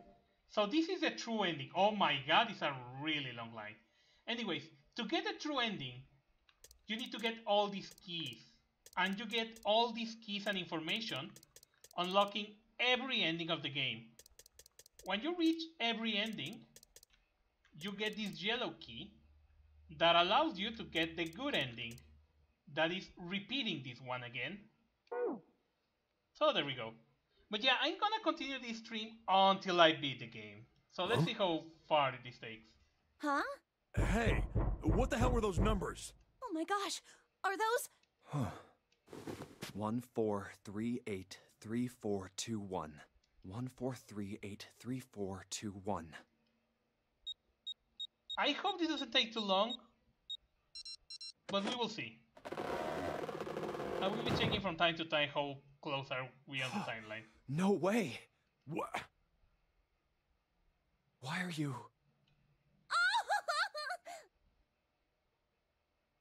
Oh? Is that you, Clover? I apologize for worrying you. Snake! You? Why? Junpei? And Seven? Is that you? Is everyone else there as well? Oh. Jeez. You're back! Gently now. My body's still a little weak. Oh, you're back! You're back! You're really here! Oh, you're back! Come now, what's gotten into you? You're acting as though I've returned from the grave. Not as though. You did. I really thought you were dead. Huh? You jerk! Idiot! Idiot! Idiot!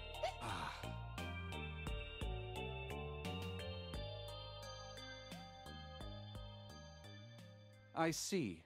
I believe I understand things rather well now, thank you. In the shower room, there is a dead body wearing my clothes. Because of that, you thought that I was dead, correct? Yeah. You also discovered a corpse in the captain's quarters, and Santa turned on you here, in this room. Do I have it straight? Well, the dead body in the captain's quarters is a surprise. Sorry, there wasn't a good time to tell you. Don't worry about it. Well then, I've got a pretty decent idea of what happened while I was indisposed, but it's still something of a mystery who did all this, and why. The corpse in the shower room that looked like me, and the corpse in the captain's quarters. Why were they killed in the way they were? You don't know? No. Why would I? That's a good point. The guy in the shower room. We don't know who he is, so let's just call him Mr. X. Okay, so we killed the guy from Resident Evil 2. I'm happy. Anyway, this Mr. X is wearing Snake's clothes. But you're wearing some kind of weird robes. That means someone took your clothes and put them on Mr. X. We need to figure out who that was. I apologize, but I have no idea who might have done this to me. I only just now woke up. I was unconscious during all the events you just described to me. They must have undressed me and changed my clothes during that time. When were you knocked out? When we split up to look for the red. Where did they get you? Do you remember? It was a small room in one of the hallways on C deck. What happened? The same thing that happened to every one of us when we were abducted. A canister releasing some sort of gas was thrown into the room. I believe the gas is some sort of incapacitating agent. Then that means it was... Zero. Looks that way, huh? There's nothing else I have to tell you. When I woke up, I was in this coffin. Why? Why did Zero make Mr. X wear Snake's clothes? How would that benefit Zero? I don't get it. What the hell does any of it mean? And I have no idea how I got the passcode for the coffin either. Truth had gone, and truth had gone. Where did those words come from? Why did I feel compelled to push the buttons on the bracelet after hearing them? All I know is my fingers moved on their own. It was like I did it subconsciously. I don't get it. What the hell does any of it mean? Also, Snake and Clover had been subjects in a similar experiment 9 years ago. The ability to access a morphogenetic field is affected by a couple of things. The first is epiphany, and the other is danger. And someone did actually die. A girl. Her name was... There had been another experiment conducted on this same ship 9 years ago, and a girl had died during it. Morphogenetic field theory. The two murders. Switching clothes. The Nonary game. Zero. He's the ringleader. The person who trapped 9 of us on this sinking ship. Zero should know everything. If we can uncover Zero's identity, all of our questions will be answered. At any rate, we'll have plenty of time to decipher the details later. For now, it is of utmost importance that we escape. That's right. Junpei, it was 4:30 the last time you checked the clock, yes? That means we have less than an hour. We must hurry. Hey, how are we gonna get out of here? Isn't that obvious? Through the other number 9 door. Oh yeah, you're right. With Snake, we can open the door. Don't tell me you hadn't figured that out. Come on, you gotta tell me these things. I, assumed you'd figured it out. Forget it. Let's just get going. All right. You guys ready to go? Yes. Yep. Not yet. Huh? Before we go in, I'd like to check something. You want to check something? Yeah, but before I do, 7, could you pull the lever? I want to make sure we can verify with just the 4 of us. What do you mean? We don't need... Just do it, all right? But if the door opens, don't go in yet, okay? Please, this is really important. I really need to check this, okay? Work with me here. Fine.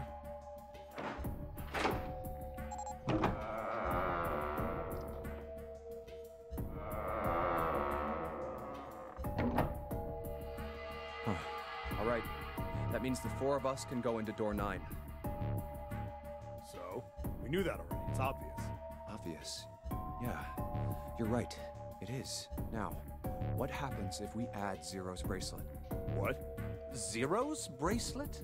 Why don't you take it out, Clover? So you did know I had it. I picked it up because I thought it might be useful sometime. This was on the left hand of the corpse in the captain's quarters. If you look at it, you can see it's got a 0 on the face. Just to make this a little easier to talk about, I'm gonna call the guy we found dead in the captain's quarters, Cap. Cap. Then I should be able to open door 9 with just me, Clover, and his bracelet. Though the big question is, if Cap is the mastermind of this game, would he really put one of these bracelets on? Anyway, let's just give it a shot. Clover, give me your hand. Okay. Now the captain's bracelet. And pull the lever. I knew it. Now, what does this tell us? Maybe the bracelet has to be on your wrist in order for it to work? No, that's impossible. Did you see how the panel showed a 3rd asterisk when I scanned Cap's bracelet? Whether or not it's on your wrist doesn't matter. All you have to do is put the bracelet near the panel for it to register. Huh. Looks like you're right. See? So what does that mean? There's only one possibility. That bracelet isn't the number 0. Is that what you're saying? That's right. Then what number is it? Let's find out. Okay, I do remember that it's 6. So now we need to think a digital root. So it's 7, 9, 10, 11, 12, 30. Nope. I think the last time was... Oh, but now it always asks me 7. Wait. Let's try right. 7, me, and Cap. If this combination opens the door, then Cap's bracelet is number 6. Exactly. And we know it's actually number 6. Hey, it opened! The door opened! What? Why? What does that mean? That means it's not a 0. Isn't it obvious? Cap's bracelet is number 6. But doesn't it say 0? No. This isn't a 0. It's a no. The symbol on here isn't a number 0. It's a letter O. Exactly. Letter O. That means it's 26. I mean 24. 4 plus 2 means 6. So the digital root of that bracelet is actually 6. Oh. Whoa, wait a minute. I don't get it. I mean, we figured out that Cap's bracelet is 6, right? Yeah. Does that mean there are 2 people with 6s? There is most likely only one person with a 6. But I don't get it.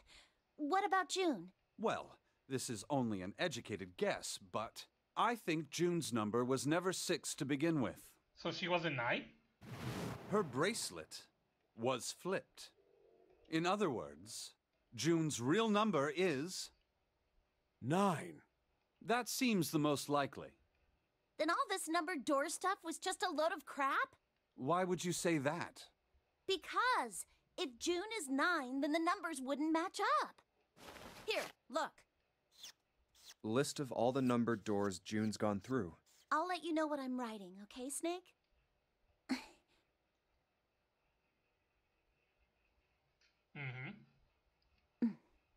And that's everything. I wrote down which door she went into and with whom. And I wrote what all the numbers were. So if you switch 9 in wherever there's a 6, the numbers don't work. Also, if she actually wrote that, she has really, really, really good calligraphy because my numbers suck. They don't look that beautiful as her. If the digital root is 7, then you can't open door 4. Oh, shoot, that's right. If the digital root is 2, then you can't open door 8. Clover, do you notice anything interesting on that list? What do you mean? You're talking about 3, right? 3? Not only 3, but also 8. Clover, Clover has been always... No, it's not Clover. Lotus always been there. And Santa, too. Santa's always in the room with her. That's what you're saying, isn't it? Yes, that's right. What about it? That's quite simple, really. You told me that the first time you came to this room, Santa was the first to refuse to leave June behind. Oh, shoot, that's right. Now, doesn't that beg the question why? Why would Santa do such a thing? The answer is easy. Because Santa can't open door 9 with only 7 in Lotus. Of course, there's only one reason for that. His number isn't actually 3. Oh, it's, Santa's real number, 7? Would you be so kind as to modify my sister's equations? Yeah, sure. This is what you were getting at, right, Snake? Thank you. That is exactly right, 7. Oh, shit. Santa's true number wasn't 3. It was 0. No way. Santa is 0? And June was 9, not 6. Conversely, Santa was 0, not 3. Plus 3 and minus 3, they cancel one another out. Nothing appears out of order. Santa was still playing by the rules of the Nonary game this whole time. Precisely. So you're saying Santa planned this whole thing? I'm not sure if he acted alone or not, but I think it is safe to conclude that he is 0. They are way better at math than me. If my hypothesis is correct. Snake's hypothesis. Something doesn't seem right. June's bracelet being flipped. Even if that were possible, that would mean there are 2 number 9 bracelets. And if that's the case... All right, that's enough talking. Let's go. It's high time we went through that door.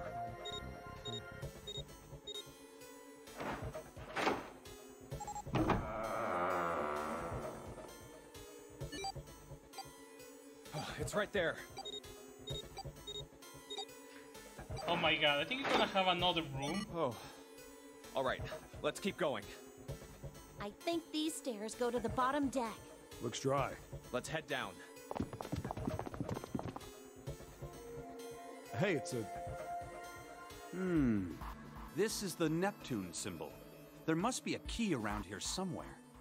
Neptune key. I only have the Uranus key card. It's a different planet. Plus, it's the wrong kind of key. Let's turn around and go back for now. Yeah. Hey, another door. And a card reader this time. It's the Uranus symbol. This is the place.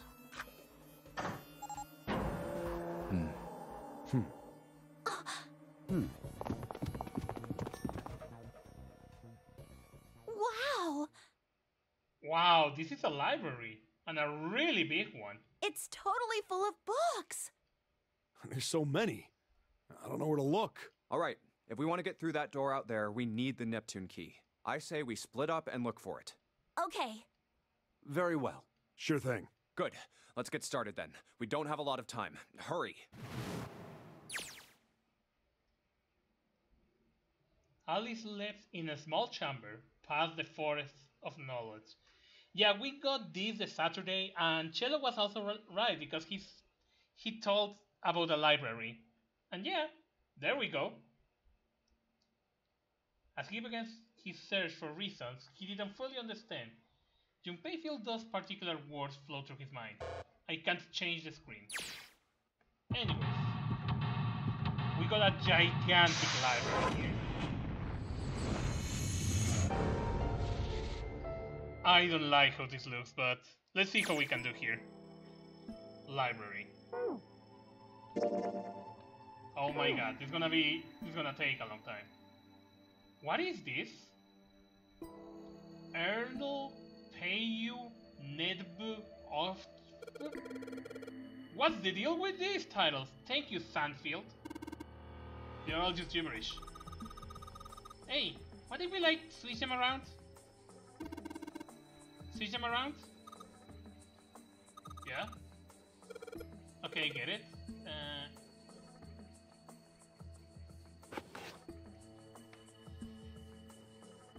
Oh wait, I see something. Nope. Oh wait.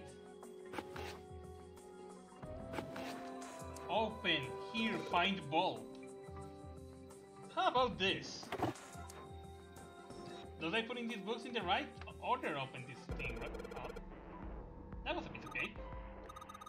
You did it, Junpei! I guess that turned out well enough. The letters from the title spell out, open here, find bulb. Yeah, and we got a bulb. Powerful light bulb. Okay, this went actually really good. Wait, what's here? Okay, this is just a box. What about this? There's a note on the table. Lights to the books. What does it mean? Interesting. Well, intelligence often hides itself in darkness. Have you ever thought about the page of a book? Each page only sees what maybe 2 or 3 minutes of light before the reader is on the next. They spend the rest of their lives locked in darkness, rather like myself. That's horrible. Oh, don't get me wrong. I'm not complaining, not at all. I live in darkness, yes, but that has given me with the ability to catch the truths others might miss. I can hear the voices hidden in the darkness, you might say.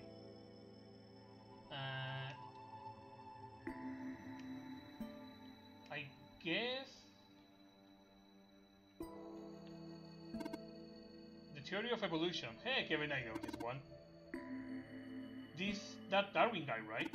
Well, yes and no.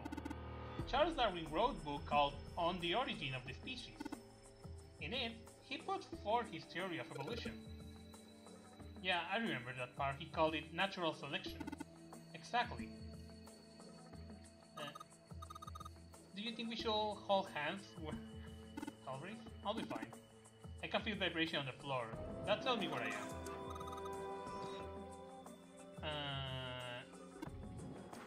Transition of extinct species. I think there's nothing to do right here, so can I go down maybe? Oh god. Owen. Owen is not enough to go on. Perhaps this happened an English revolutionary. That kind. What the hell is this? Wasn't that a German mathematician? Maybe it's a compilation of his work. Lieberness. This book is in German. It looks like it's a complete work of something. I never heard of it. Well, if Snake doesn't know what it is, I don't think we'll ever know. Sheldrake? Sheldrake? It's not Sheldrake. Okay. Oh wait, yeah, a ball. There are 3 lights in this thing. There are 8 right there though. Didn't we find some kind of powerful right bulb earlier? If there are 3 lights, that means there's 3 light bulbs. Shoot. Okay, so we need to find 3 more. What is this? No, I don't want to go there. This is to go back? Yes, it's to go back. This bookshelf has Sauros glass inlaid. It's pretty big, but there is only 6 books in it. Astronomy. 514236. You know that there's something on the bottom? I can't really see it through, the glass is all foggy. There are a couple of books in the glass shelf. From left to right says bulb 632415. 632415.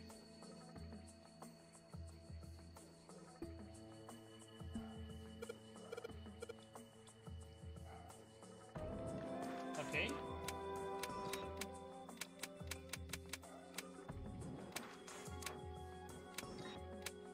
I think it was 415. There we go.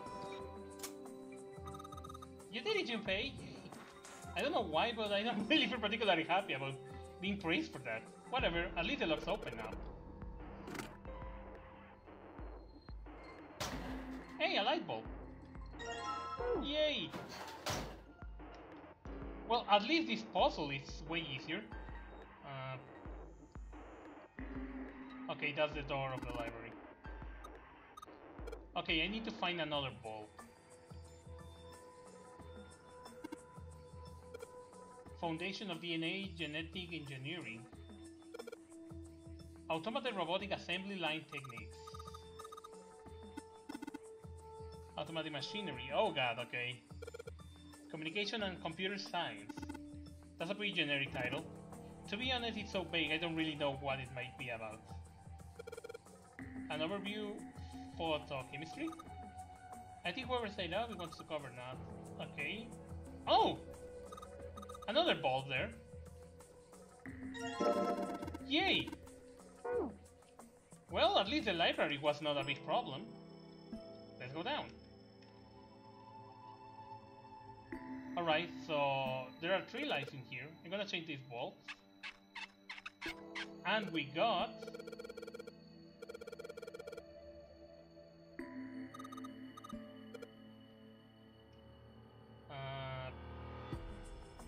Disclosure with 9 sides. There are... Oh, I need to look for books, right? I guess. I was like, okay, that was easy.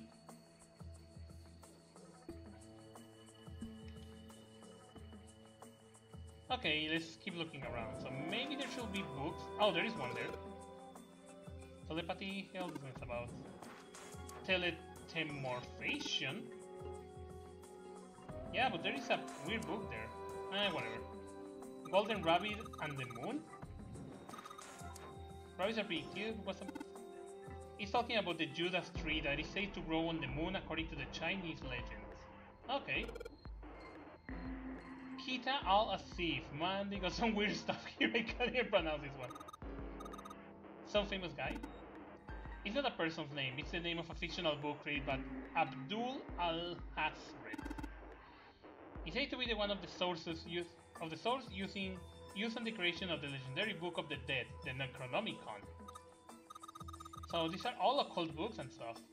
Interesting, Necronomicon. Mind swap. You mean you could like change bodies with someone? Oh, sweet, interesting. What the hell? I didn't even want to swap bodies with a little brat like.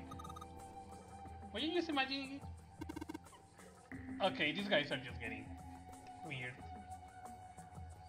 Don't tell me you're gonna need to look around for all this. Geology. More books. Oh yeah, the region of the species. Paleontology. That's about fossils. Mother Nature. Never mind, this room will be a pain. Nothing in here. Theories of Cambrian explosion? Cambrian. Wrong kind of explosion. 500 million years. Oh, yeah. Number of theories, more likely collecting of them. I already checked this one. We checked this one. We checked this one. Energy theory, huh? I don't understand the damn title. Scientology shit. We already had seen these books. What about this one? Ah, kid book. A book. Oh my god. So I'm gonna need to look for gamma rays. So I'm gonna need to look for kids books here. Oh, I'm gonna need to look for these books. Heads. Okay, we already checked here. Not really. Nope. Nope. Nope. Nope. Okay, I think we need to go down. Yeah, there are some redliner books, so it's just Indian mathematics? No, thank you. Riemann hypothesis. Factor length re-lubrication of lack of... It's an exciting and rapidly growing field. Goldbach conjecture. And no titles very reflective of mathematics. Ah, it's a mathematics book. Oh shoot, why it had to be mathematics? Algebra and numeric theory. I think we need to find another book, so... Wait, there was not a book in here? No, it is the...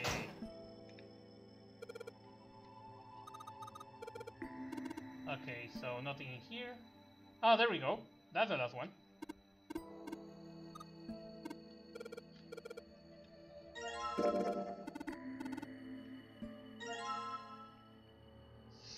5.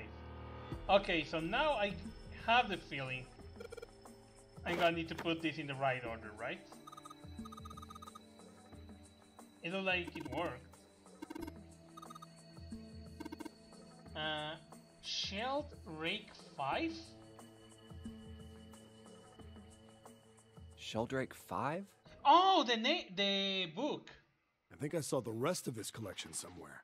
Yeah, I think it was somewhere around here. Let's go take a look. Okay. Sheldrake. Have you heard of him? Sheldrake, I mean. No, it's the first time. Yeah, Lotus told me about him. Oh, he did? She did? There's a British biochemist named Sheldrake. He has a rather interesting theory. Oh yeah, it's the guy who wrote the theory of the morphogenetic fields or telepathy. Yeah, I do remember. Morphogenetic fields, which relies on the theory of morphic resonance. Really? From Lotus, huh? Well, Clover also said something to me about that stuff. She did? Yeah, what was it? The ability to access a morphogenetic field is affected by a couple of things. The first is epiphany, and the other is danger. That girl. I told her not to tell anyone. You did? Why? Well...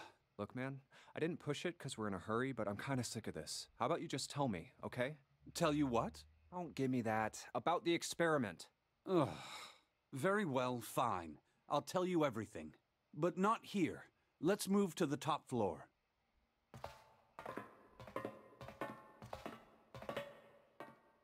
I suppose I might as well start by telling you why I kept quiet, and why I made sure Clover did as well. To be honest, the explanation is quite simple. Zero told me not to. I had little choice. He didn't walk up and tell me, of course. He gave me a message engraved on a card. That's a Braille card. It looks just like the one you showed us earlier. So you had 2 cards? No, only one. Huh? What do you mean? I thought that card just had some rules for the Nonary game on it. Yes, it did. And those were the rules I read you. However, they were not the only thing on the card. There was something I didn't read. Well, perhaps I should say, there was something I couldn't read. And that was? Tell no one of the events that took place 9 years ago. Tell, and I activate your sister's detonator. It's a threat on our lives. Oh. Well, what about Clover? Did she get a message from Zero too? I don't believe she did. But doesn't it strike you as strange that Zero would shut my mouth, but not hers? Yeah. To be on the safe side, however, I told her it was best not to tell anyone. Still, apparently she told you. That girl. What's wrong with her telling me? I figured some stuff out with the things she told me. I mean, it looks like the whole activate her detonator thing was just a bluff. She's prancing around downstairs happy as a clam now that you're back. That's very true. I've decided I can trust you. I've decided to tell you the truth. The chance that Santa is Zero is very high. I feel I can assume Santa doesn't have the time to observe us at the moment. And at any rate, even if he were, I very much doubt he would kill us. Why? Clover told me about the 4-leaf clover, about the words. If he knew about that, then he was in my group during the first experiment. I'm sure of it. He wouldn't kill us, no matter what the situation was. Hey, Snake? Yes, I know. You want to know what happened during the experiment? Yeah. How much do you know? Clover told me about... I see. The morphogenetic field in the experiments 9 years prior. How the experiments had taken place simultaneously at 2 locations, one being the ship and the other being a building in Nevada.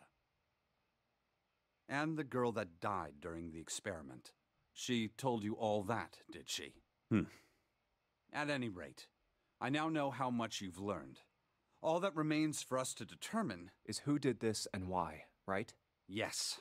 Can you tell me what happened? Yes. The people who organized the initial experiment were from a company called Cradle Pharmaceuticals. There were 4 of them running the show. Gentaro Hongo, Nagisa Nijisaki, Teruaki Kubota, Kagechika Musashido. Hongo was the CEO of Cradle Pharmaceuticals. Nijisaki was his right-hand man and did the lion's share of the planning. Kubota led the company's research and development division. Musashido was their majority stockholder. It was these 4 people who planned the initial experiment. Oh my god. I think I know who each of one is who. Let me simplify it for you. Hongo designed it, and Nijisaki put it all together. Kubota developed the technology required, and Musashido provided the cash. So it's Hongo, Nijisaki, Kubota, Musashido. Of course, more than 4 people were required to conduct an experiment of this scale. To that end, they organized a top-secret team to assist them with their research. All in all, they gathered 10 people or so. Those 10 completed their team, and they were able to begin the project. They named it the Nonary Project. The purpose of the experiment was to research the prospect of controlling a human mind through sheer will. The vessel, I suppose you could say, for this control was the morphogenetic field. Why did the glycerin suddenly begin to crystallize? Why did the crystal structure of EDT undergo a sudden change? Why did the rats improve their puzzle-solving skills with each generation? Experiments with humans produced the same results. The more people who knew the answer to a question, the more there were who could answer correctly without having seen the problem before. Why is that? How could it happen? Yeah, exactly. It totally looks like the same. It's like literally we're number 9, Ace, Mr. X, and Cap. So at least now we know exactly the right guys. And we know 2 of them were actually part of our group. The answer is that the shape of the answer has been stored in a field invisible to the naked eye. And through that field, the resonant event transmits information related to that answer. That's essentially the idea behind morphogenetic fields. But that's just a theory. A game theory. Can't bring yourself to believe it? Yeah. Let's say someone killed another person because the devil told them to do it. Whether the devil exists or not has no relevance to the murder. They believe the devil exists. Whether or not he does is immaterial. So what matters here is that Hongo believed in the morphogenetic field. That's right. But I still don't get it. You said they wanted to figure out how to control people, right? That is what you were saying. Yes. So how are they going to do that with a morphogenetic field? I'll keep it simple. Let's suppose 10,000 people have solved a certain problem. The chance of you knowing that answer, even if no one has told you, will go up. Let's have another example, shall we? Say 1 million people were to do a handstand right now. Tomorrow, the chances of you doing a handstand would be higher, even if you had heard nothing of this hypothetical mass handstanding. That sounds like the memes right now on the internet. Mankind's thought process and actions are all part of a resonant event. All of the resonant events encoded in the fields are projected onto you. Of course, this assumes you believe in this theory. Do you follow so far? Yeah. Now, if there was a person who had the same effect as those millions of people, what would happen? If that one person were to do a handstand, other people would find themselves wanting to do handstands as well. Can you imagine what a person with powers like that would be able to do? Come on, there's no way. I'm not done. Imagine another scenario. Imagine another person. This is an ordinary person. Let's say he does a handstand. What if there was someone who could grab the resonant event he created by doing that and use it to make other people do handstands? That sounds kind of like what people do at the stadiums and we call the wave. One person starts the wave, and the other person slowly starts following them until suddenly it turns into the wave that we see in the stadiums. What would happen then? A person who has the power to write to the field, and someone who can read from the same. You could think of them as the writer and the reader, or the transmitter and the receiver. What would the world be like if there were people with abilities like these? So the transmitter's resonant event can be transmitted through the field and sent to the receiver. And then the transmitter can control the receiver however they wish. That's what you're saying, right? Yes. Close enough, at least. Come on, that's just crazy. Well, if you want to prove that, then you'll have to test it first. At least, That was how they thought. That was why they decided to do their experiment. That was how the Nonary project began. By the way, Junpei, have you ever heard of the Gansfeld experiment? Yeah, that was an experiment in telepathy, right? You place a pair of subjects in separate rooms. Then you show one a picture and ask the other what they see. Interesting. I'm impressed. Yes, that is exactly correct. A friend of mine actually told me about this when I saw that on the stream, and he told me, you should test that with Cello next time he comes to you. You stay in one room, Cello stays in the other, and try this experiment. I don't know why he asked me to do that, but I was willing to try. So, why did you bring up the Gansfeld experiment? It was used to screen subjects for the Nonary project. The hospital in a remote town was affiliated with Cradle Pharmaceuticals. Hongo used it to conduct experiments on visiting children in secret. Some of them, he found, had potential. He began to gather children that showed promise. Children that seemed as though they might be able to access the field. Of course, none of them volunteered. They were kidnapped. There were 9 pairs of siblings taken, for 18 children total. For reasons that were not fully understood at the time, each pair had 1 transmitter and 1 receiver. They were split perfectly. As such, the 18 children were split into 2 groups of 9. The children who were put into Group Q were the ones who excelled at transmitting. They were transferred to the mock experiment building known as Building Q in the Nevada desert. The children who excelled at receiving were put in Group A. Group A was then placed on the former hospital ship Gigantic. From the experiments he had conducted so far, Hongo had learned the following. There are 2 things that can increase one's resonance with the fields. The first is epiphany. The other is danger. Have you ever been faced with an especially difficult problem and thought about it very long and very hard until finally an answer suddenly appeared in your mind?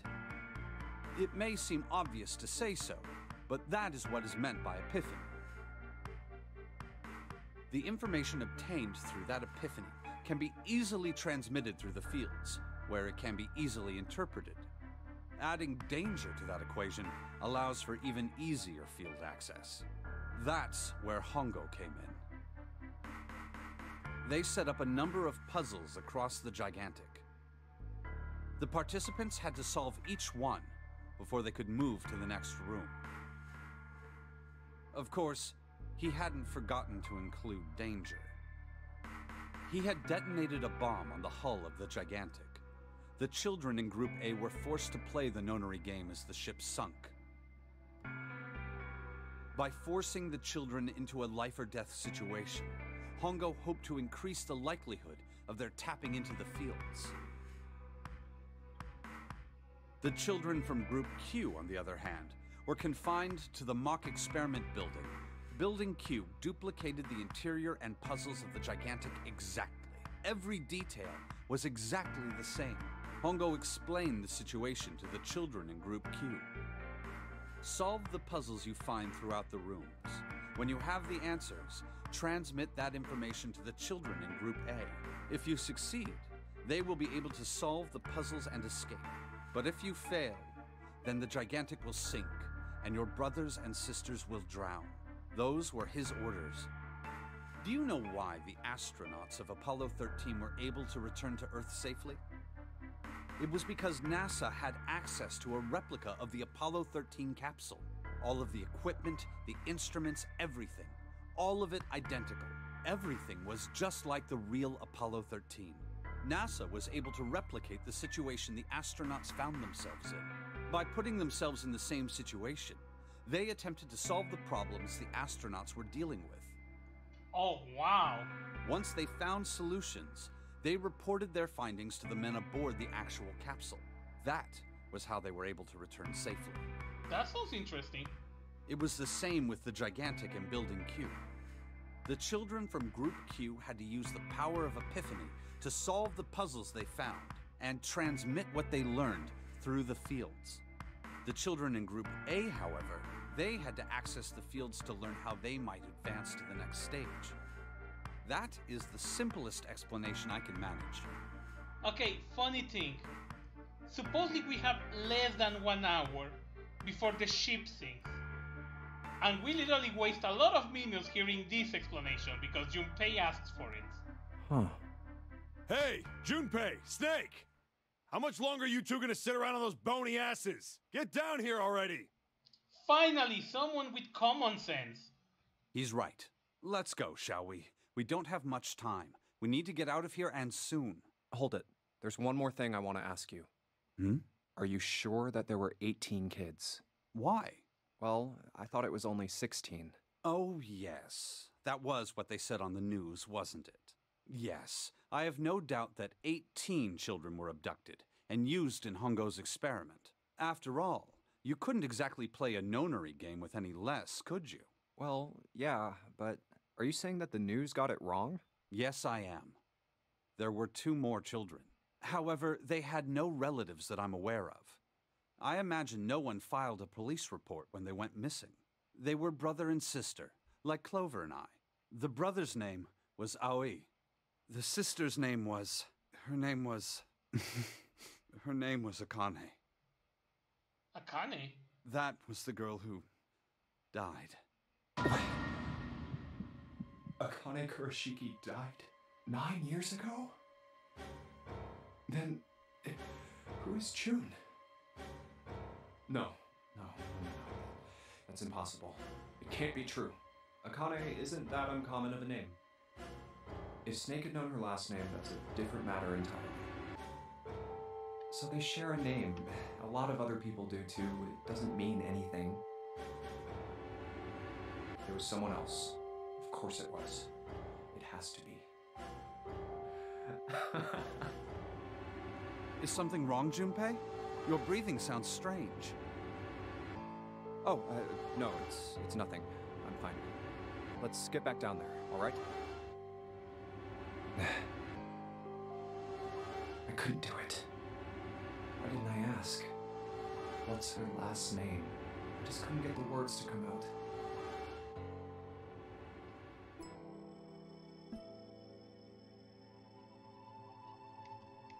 Okay, so let's cave this now. Where is the stairs? There we go. There's a log, so we can get out. Oh yeah! I forgot. It was the book, right? We needed to grab the book. Shield rate 5. Shield. Oh, that's Liverson. Whoops. Shield rate 5. I think we need to find the 5 volume. And there is a button. Click. Oh shit! We got 2 doors. What was that sound? It sounded like something really big was moving. It came from the top floor. Okay, let's go to the top floor. Hey, 2 doors. Let's go right because right is always the right one. Come on, door open. Nothing. Well, okay. I know you're feeling kind of rushed, but do you realize this pointless, don't you? It's not going to go anywhere. There's only one thing we can do. Let's go. Okay, so left door instead. Oh wait, no. There's a keyboard in front of the numbers. It's gotta be a hint of some sort. 10, 11, 13, 10. Okay. Okay, so Roman numbers.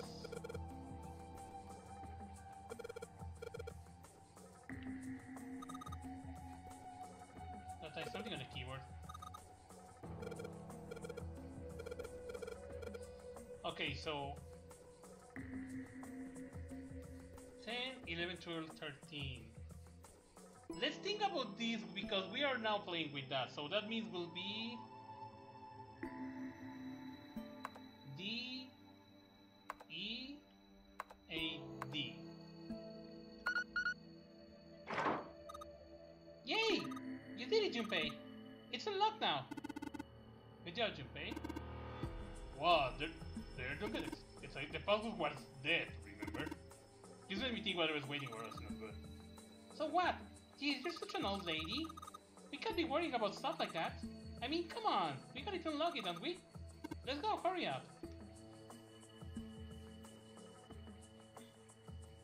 Okay, so it's this one.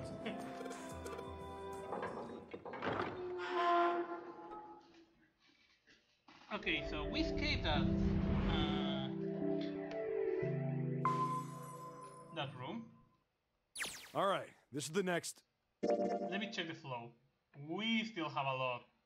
1, 2, 3, 4, 5, 6, 7, and this square. Anyway, let's keep going.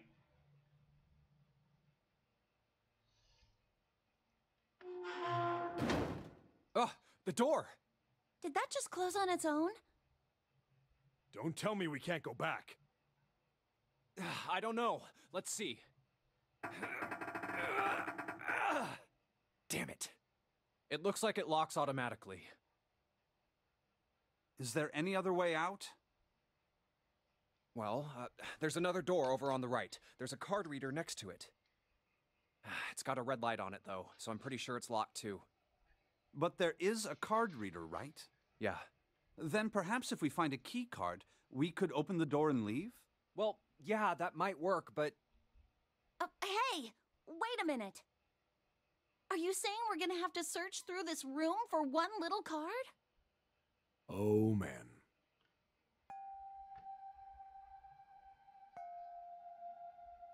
Looks that way. No way! For real?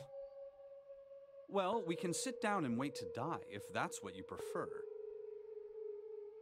I rather doubt that, however, so it would be wise to start looking. We haven't much time. Let's find that key card. Oh, and the Neptune key as well. We won't be able to get through the hallway without it. All right then, let's begin. Okay, so another room. So that means more puzzles.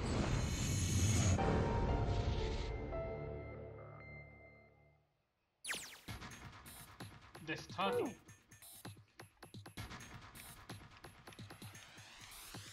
Holy shit. There are piles of crap everywhere. This is a pretty impressive mess.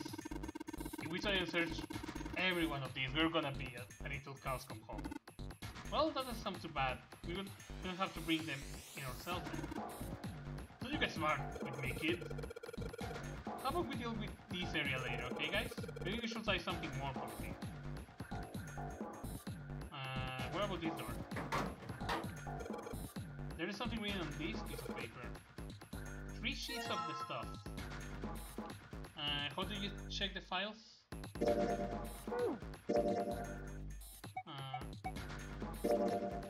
Morse code chart. Oh my god, don't tell me this will be Morse code because... The fuck? Oh, we're gonna need 4 symbols.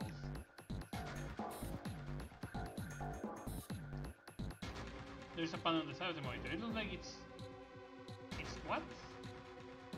I wasn't able to read. Oh, it's covering something.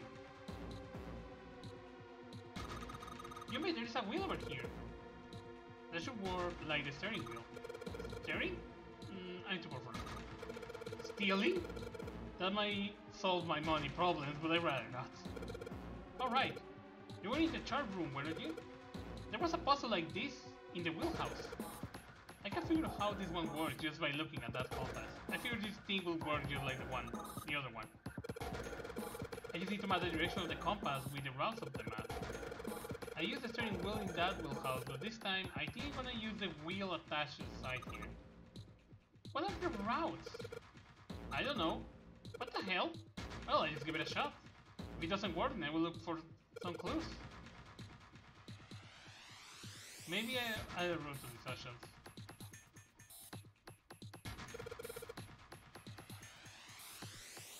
Oh shoot, but... No,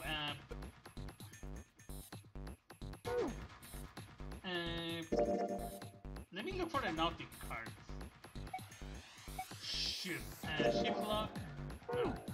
Nautic table. There we go. Okay, so there we go, the instructions.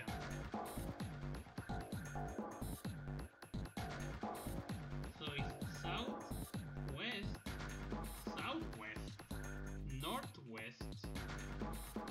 east, north, and straight. So obviously it will be north again. Okay, so let's try that.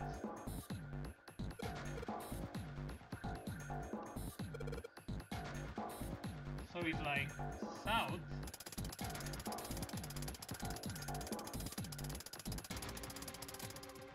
Okay, wait, hint. Yeah, there we go. So it's south, then it's west. Oh shoot, I messed up. Okay, let's try that again. Yeah, I messed up that. Anyway, south.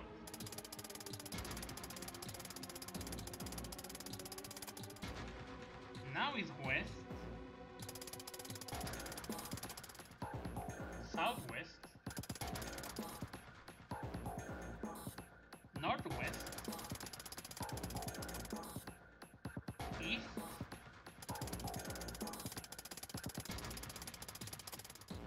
North. And north again?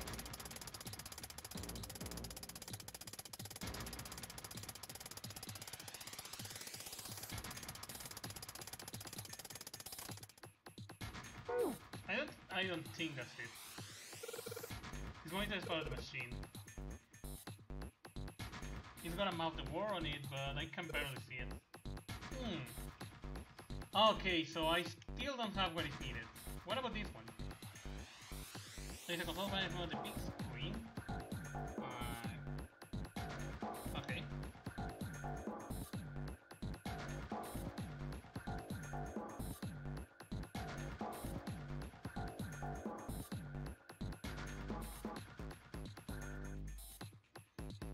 Wonder if any of these buttons do anything. The hell? There is something on the screen now. Okay. What's this? There are 15 cells here with numbers and letters in them. Okay, I'm gonna need to write all of this. A, L, L, A, L, L, 1, F, 5, 9, B. Oh my god. Let me see that. Ah, I see. So whenever you touch a cell, the one next to it turn on or off.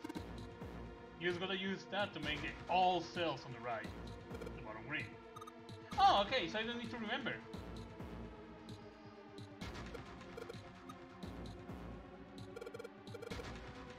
Okay, so let's see. Okay, I'm gonna use the mouse for this one.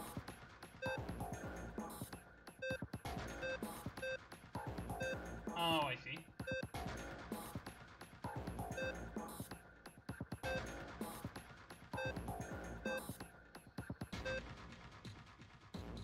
I think I messed this one up. Actually, not. I think I did. Actually.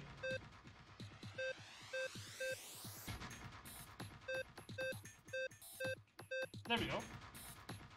Wait, no! Okay, so that's all. And that's all too.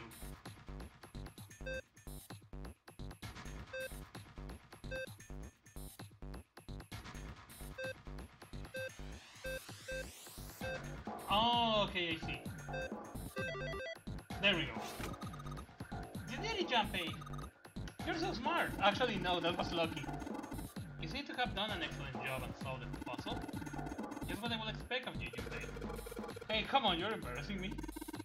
Wow, don't get cocky, kid. We don't got time for that. Look at this. Check out the right edge of the control panel. Also, we got Doggos. A cross emblem. Oh, look at this. This is an optical table. I've seen this one before. Oh, okay. So this will be the hint that I'm gonna need. This place is a mess. So this is not a good place to start. What about this gigantic computer here? We got something on the screen at least. Like it is when I figured out Morse. Oh my god, it's Morse code. Morse code. It's 2 dots on the first line.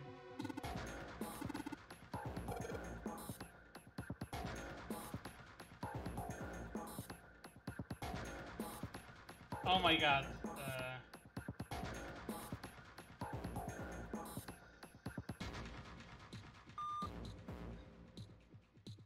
Wait, it was...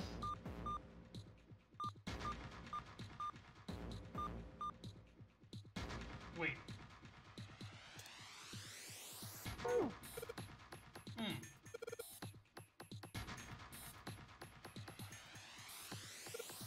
Okay, let me check the... Oh, I don't have a hint for this.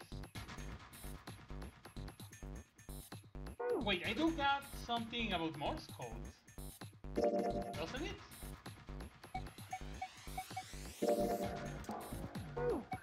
Morse code chart 1. The Morse code chart I was found this steel shelf multicolor room. Code key for the letters A to Y. The short mark is called did, and maybe by tapping the bottom. The long mark is called da. Duh. Maybe by holding the bottom. J to R. S to C.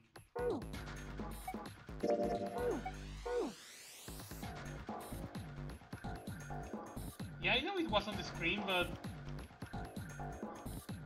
I really don't take that too much attention to it. No, I might need to change the item.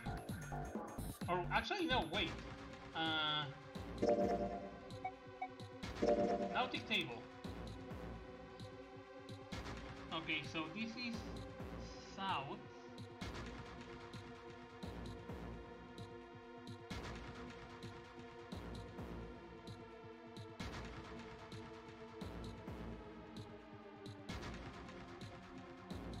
Okay, so I think I get this one. Let me try.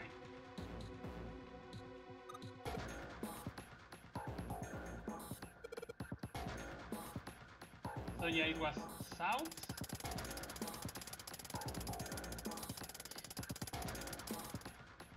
West.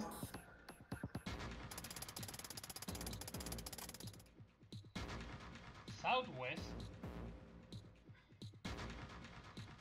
No, yeah, southeast instead. Yeah, what I'm doing actually. Damn it.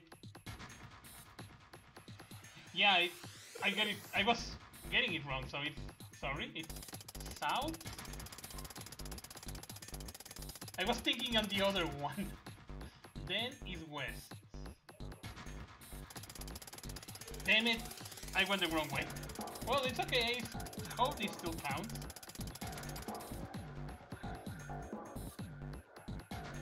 Now it's southeast.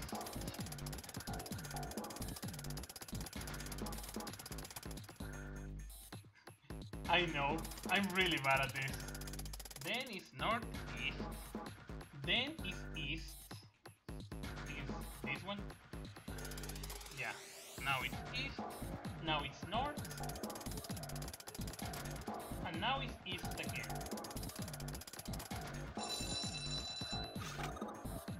Yay, you did, Junpei. Well, let's be honest. Some of the things they asked me to memorize the puzzles. In real life, I will have the Nautic chart at my side or something at my side, so I won't have that many issues. While doggos are outside, barking like idiots. Anyways, actually, let me check this. If I just start the button, I won't repeat. I can also switch to the code sheets I got. Okay, so how many things I need? Okay, that's 2. Okay, so it's 2. It's 2, 1, and 3. It's 2, 4, and 1.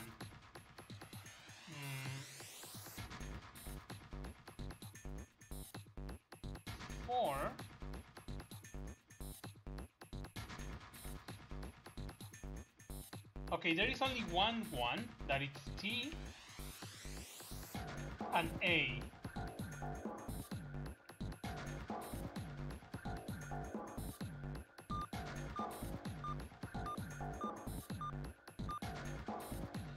Okay, so it's 1 with 2, 1 with 4, and 1 with 1.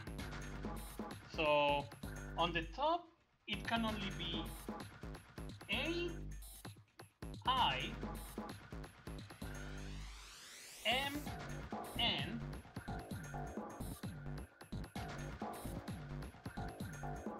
A, I, M, N. In the others can be a shit ton of letters. And in the last one can be just E and T.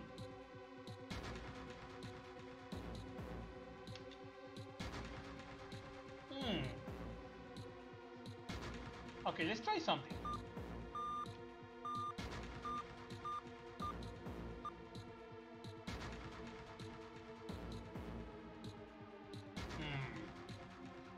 Okay, so it's not B. Oh, wait! A, C, E. Okay, it's not A's.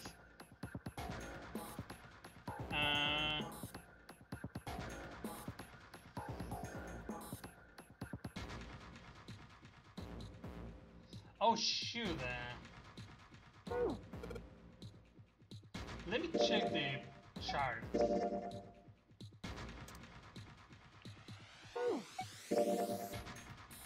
It has a Morse code.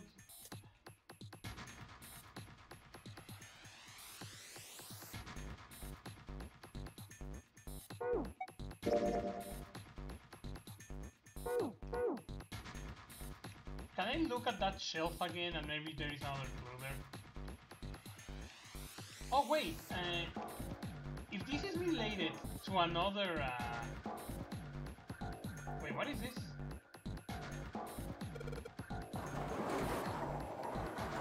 Oh shit, it's a coffin. Oh! The coffin, all eyes.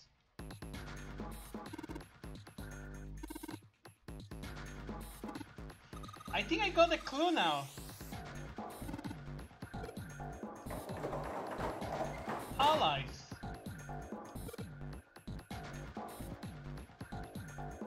So, there is only one possibility. I, C, E. Eyes.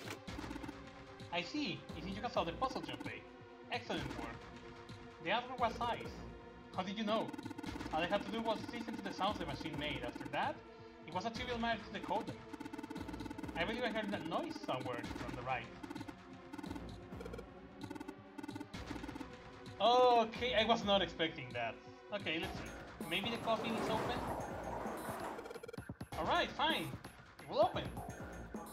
You can do this, just a box. It's just a box. Holy shit, it's a coffin! There is going to be something horrible in there, I just know it! Okay, okay. Deep breaths. Here we go.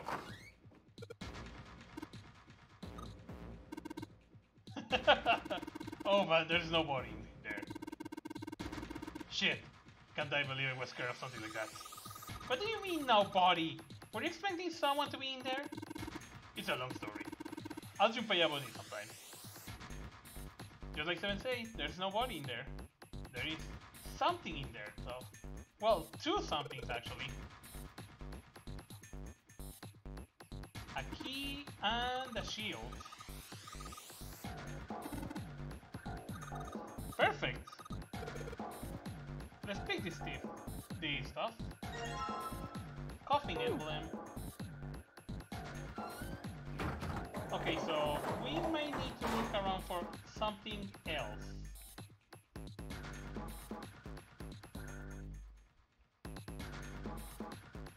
Okay, we need a... Okay, we don't have time to go to the pile of junk. We already did this, and we did this one. Oh, I forgot to pick the shield. Whoops, sorry about that.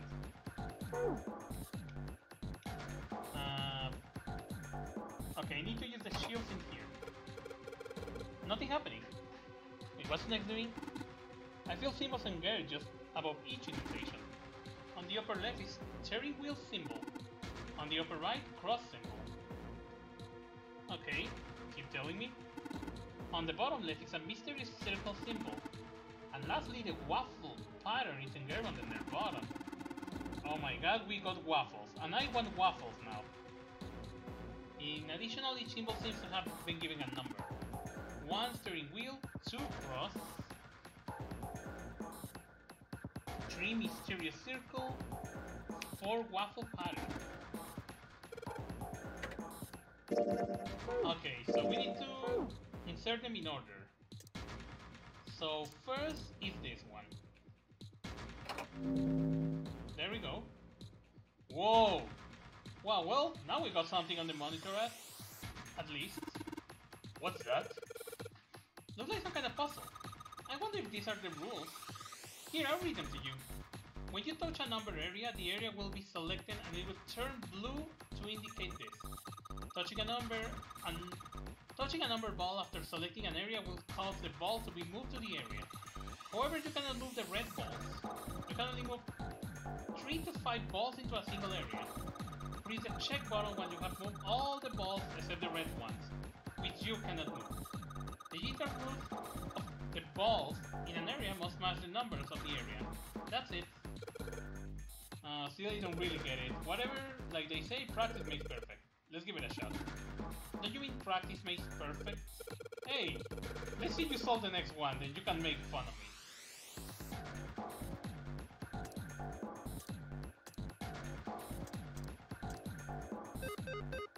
You cannot use this number, of course. So I can use all the other numbers, right? Okay. So digital roots.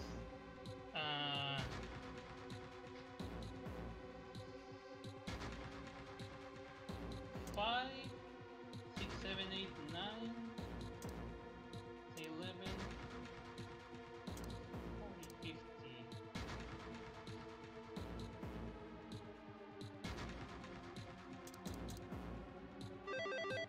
There we go.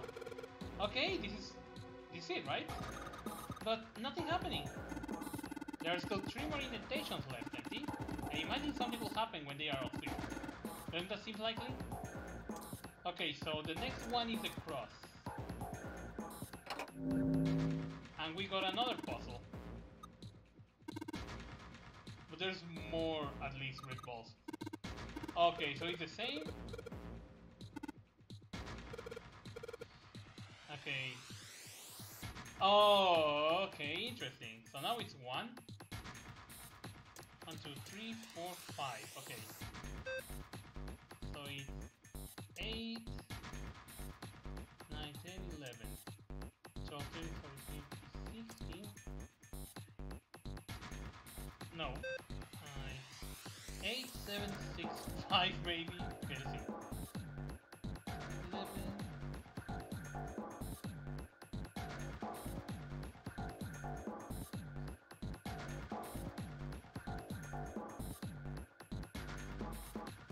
Maybe?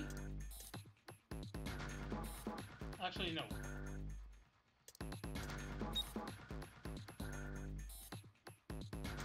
No.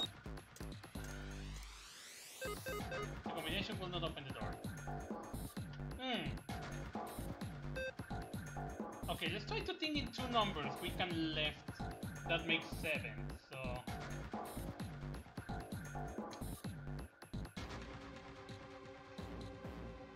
Okay, so...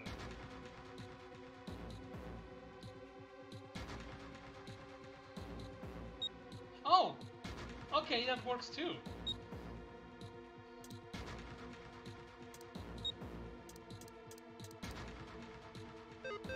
Shit. Okay, so let's think about numbers that actually can make 11. Like... 6... 10... 8...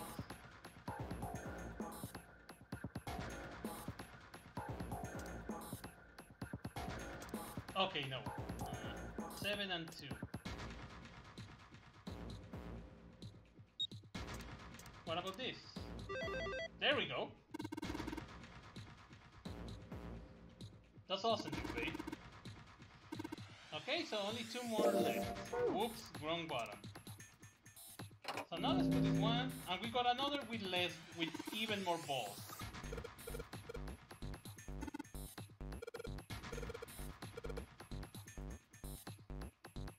7 and 7. Done. No, just kidding. Okay, so... Okay, 6, 7, 8, 9, 10, 11. So 30, 40, 50, 60, no. So it has to be 7. 7, 8, 9, 10, 11, 12, 30. 16. No. Okay, so 8 and 7.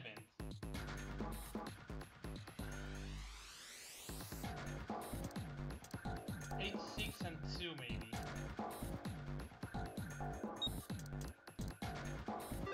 There we go. You only got 1 left. Okay, so the last one. And it will be the same, but way more balls. Okay, let's see. Okay, so only 1, 2, 3, 4, 5. So let's see.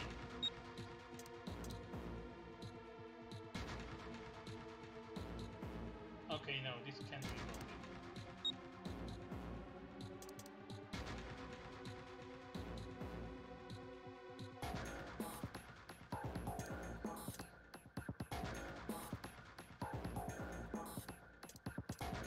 Nope. 2, 1. Oh shoot.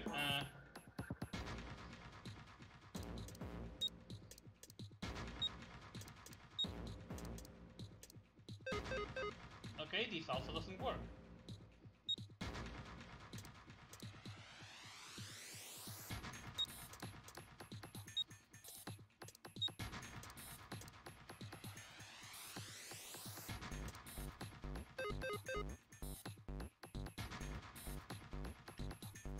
Weird.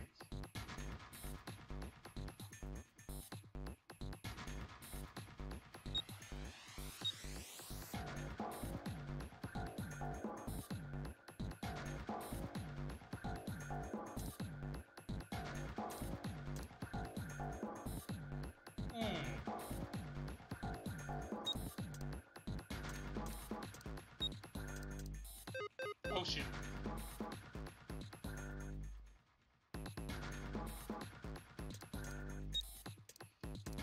Okay, so 7.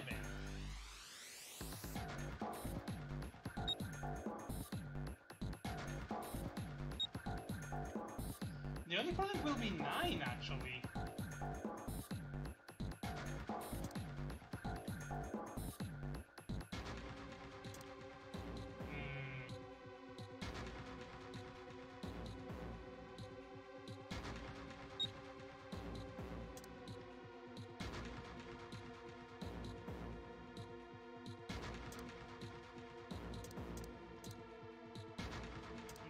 No. So 9 it has to be 2 probably, and 8 is gonna have to be 1.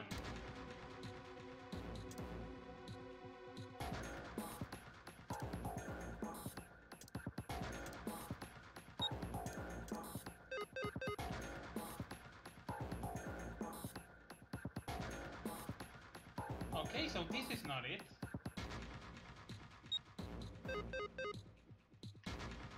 Why is not that? Oh yeah, wait. 8 plus 2 is 10. 10 plus 7 is 17. 7 plus 1 is 8. The fuck? 5 plus 4 is 9.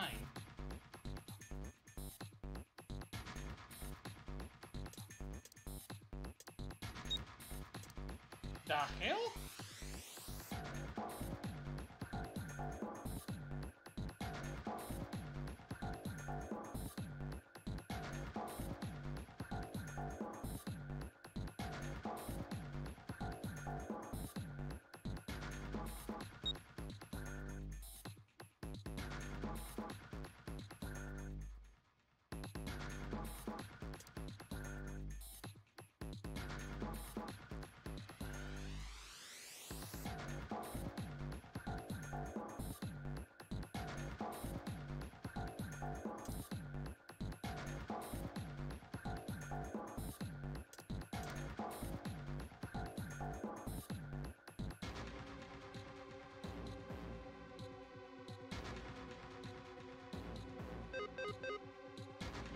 You can use all the balls.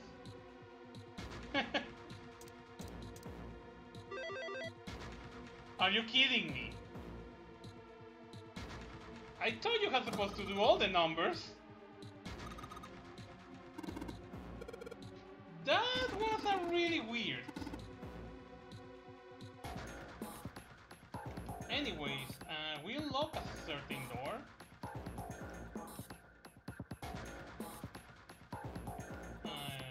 I think it was... where was the door unlocked?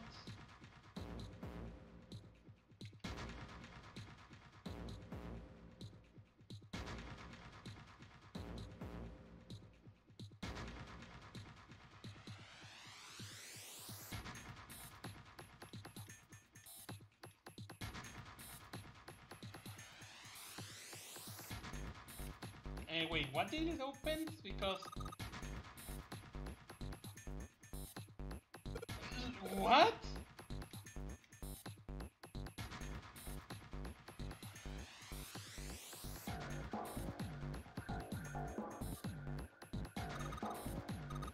I wonder what it is.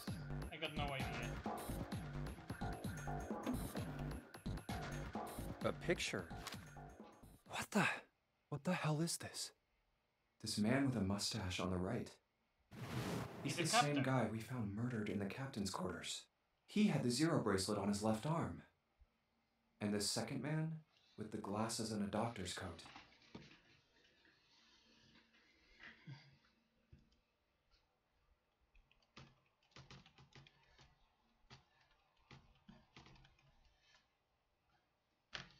Yeah, but I swear you can't use all that.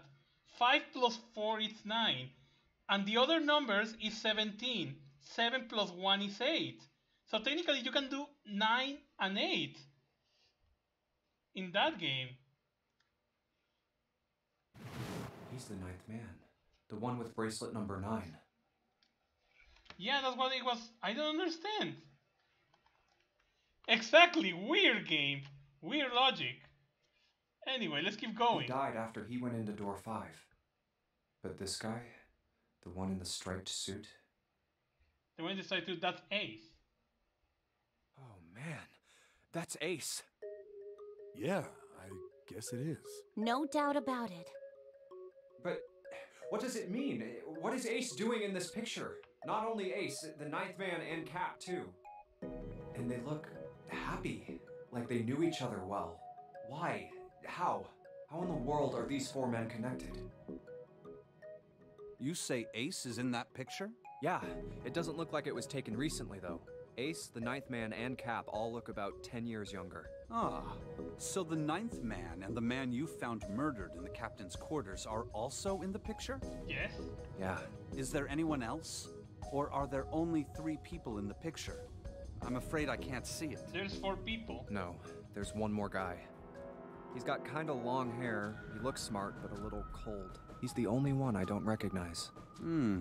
What's the date of the photograph? It doesn't have one. Did you look on the back? The back? Yes, the reverse. The other side. Huh. Praying for the success of the Nonary project. With Nijisaki, Kubota, and Musashido. Huh. Then the 4 men in this picture were the organizers of the Nonary game 9 years ago. That means Ace, the ninth man, and Cap were all responsible for making it happen. But I feel like I should be more shocked about this. It's almost as if that's just how things were always supposed to be. Why? Why am I not surprised? Ace was the one in charge of the Nonary project. But why? Why am I so calm? It's like I already knew. Ah, of course. I understand now. Ace was the CEO of Cradle Pharmaceuticals. He was the one who invented the game 9 years ago. He was Gentaro Hongo. Ace is Hongo? I had my suspicions from the beginning. Their voices were similar. Too similar to be a coincidence. I could never forget his voice. It was the voice of the devil. I couldn't be sure, though. After all, I had no way to check. I certainly couldn't ask him. Even if I had known, however, I would never have told you. Zero made it quite clear what would have happened if I did. Oh my gosh, I had no idea. Huh? I didn't know that Ace was Hongo. Oh, yes. I suppose you wouldn't have.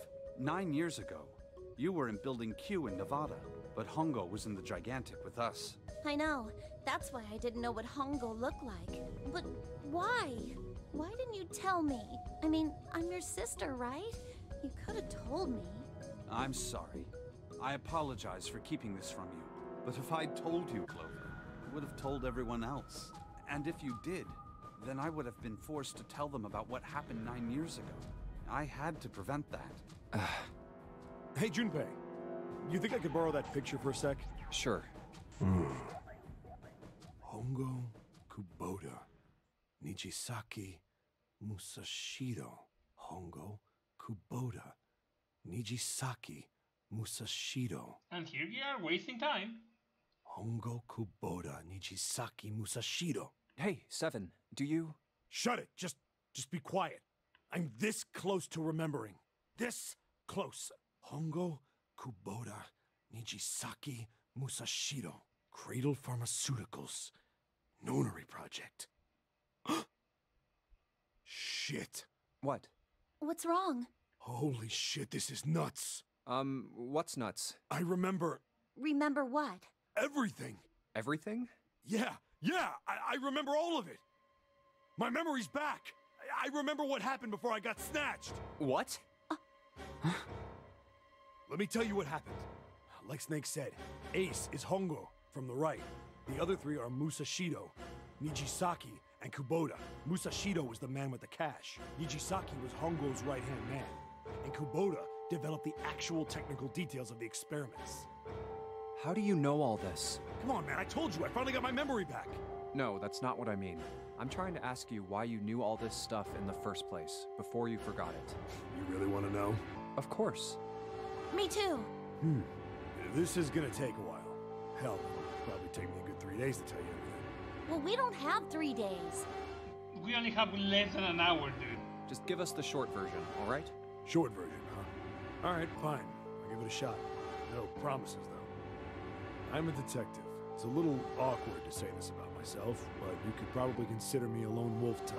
I hold to my own code, because I think doing what's right is more important than doing what you're told.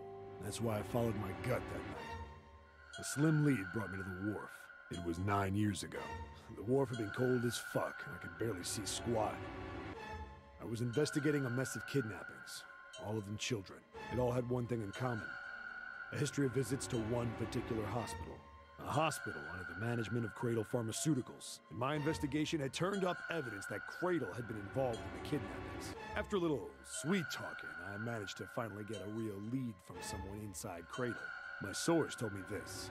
Tonight, a ship is set to take the children to a large passenger liner docked offshore.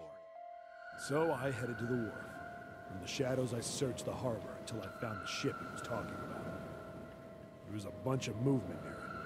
Men in black suits, many of them were carrying large bags. The bags. There was something about the way they moved as they were carried. No doubt about it. There were human beings in those bags. I moved before I realized it. I came out of hiding with my gun already in my hand. Don't move. I felt metal touch the back of my head. Drop the gun. I could kill Probably. you right now. It'd be easy to get away with it, too. Probably after this memory, I'm gonna check the flowchart, and depend on that is what I'm gonna decide. Just tie an anchor to your feet, and no one would find you for a week. Yeah, we already saw these memories. The fish here would love a meal. I kept digging the cold metal thing into my skull. There was nothing I could do. I did what he said and laid my gun on the ground. Then suddenly, there was a sharp pain in my neck. A needle. A drug? That was my last thought. My face hit cold concrete. I was out like a light after that. Also remember that when we entered into the library, we had less than an hour before the ship sank. So technically we are wasting time for escaping. I woke up on a hard floor. Damn it. Shit, my head hurts. I did a quick once-over of the room. Where am I? A small, shabby bed, a dirty sink, a toilet with no privacy. I'd seen it countless times as a cop. I'm in a cell, huh? Facing the toilet was a door set into the wall. I was still pretty woozy, but I made my way over to it. I pushed and pulled on it, but...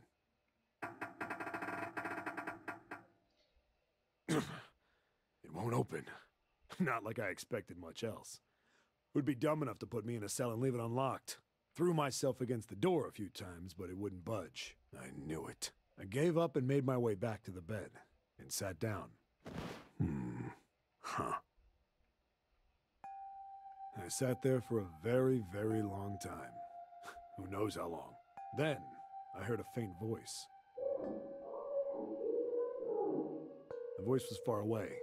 I couldn't understand what it was saying, but I could hear one. It was pretty high, probably a little kid. Huh?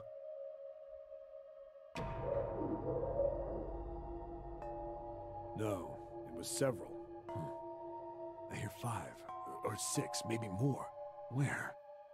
Where are they coming from? I pressed my ear to the wall and tried to listen through it. No, that's not it. And the funny thing is, they also asked him for the short version. This is not the short version. Left. It's coming from under the bed? I hauled on the metal frame and flipped the thing over. And there it was. The bed had hidden an air vent under it. The hole in the wall was covered by a metal grate. I dropped flat on the floor and peered through the grate. I couldn't see shit, but I knew it in my gut. This was where those voices were coming from. Hold up. Why are there kids here? But then what my inside man told me popped into my head.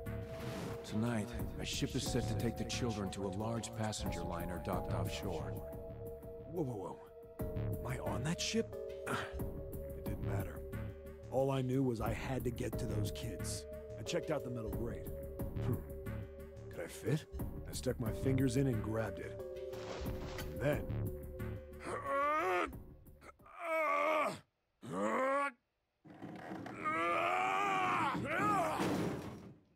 Yeah, we know, you take a really big shit there. Yeah! How do you like that, you son of a bitch? I finally got the damn thing off. Sweat was dripping down my face. So I wiped it off and crawled inside. The first bit or so was tight. I had a wriggle on my belly. It wind up eventually, and there was space for me to crawl along on my hands and knees. I went from crawling like a worm in dirt to skittering like a bug. Couldn't say it was much better, but I'd take what I could get. And when I'd been in the thing long enough to start wondering where it'd take me, a massive sound nearly scared the piss out of me. It was like a heavy metal door had just been slammed shut. Then, there was a voice.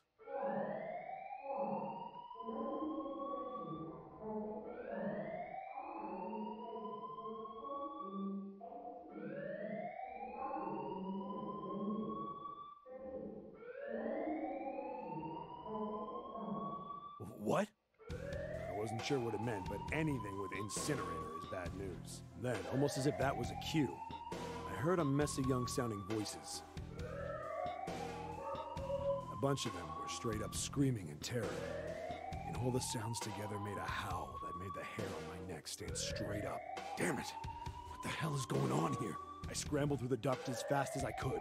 I made a giant racket, but I didn't care at that point. I soon found a metal door on the left side of the duct. The kids were screaming on the other side. I found it. I yanked the handle and threw the door open. I almost ripped the metal off its hinges. What the hell is this place? I couldn't believe what I saw. The room had a dome up top. There had to be about 9 walls, all the same size. Up in the ceiling was an upside-down funnel, almost like a chimney. I looked down.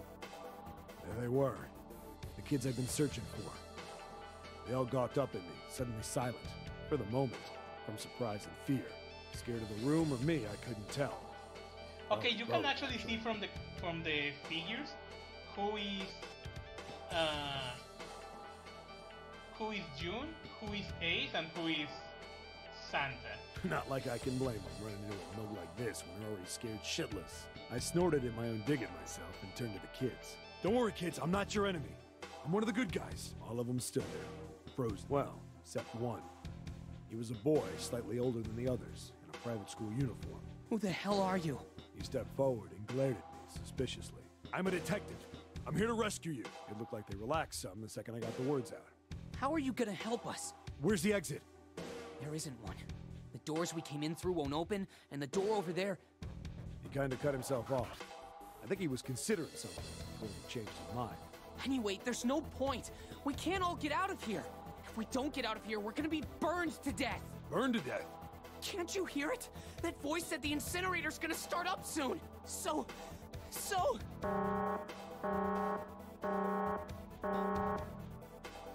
The voice spoke again. Incineration will begin in 15 minutes. They only had 15 minutes. I looked back down at the kids. Looks like a good 20 or 30 feet to the floor. No way I could pull them up. Too big of a distance for any of us to reach. What the hell was I gonna do? But then I got an idea. Wait right there. I'm gonna be right back. What? Where is he going? Are you just gonna leave us here? They just got frightened again. I'm not the best at that kind of thing, but I tried to reassure them with a smile. Don't worry, all right? I'll be back, I promise. So just stay calm and wait right there. Got it? I didn't wait to hear them respond. There wasn't time. I had to hurry. Well, as fast as a guy could on his hands and knees. Didn't take me long to get back to my cell. Still no way out of there, but I had a plan. Needed something from the room. When I got it, I dove back into the hole and took off towards the incinerator. Then... Sorry to keep you waiting, guys. I tipped out the doorway and dropped down the rope I brought with me. Back in the cell, I'd torn the bed sheets into strips and tied them together to make a rope. It was sloppy, but it got the job done. All right, just tie that around yourself, okay? I'll pull you up one at a time. Right. Huh. Wait a sec. Something was off. There were more of you before. Where'd the rest of you go? The boy in the uniform answered. I let them go on ahead. We opened the number 9 door and they left. What? You're telling me you opened that door? That's what I said. Then what the hell are you doing here? We couldn't go with them. Why not? Look, the only people who can go through the numbered door... He was in the middle of explaining.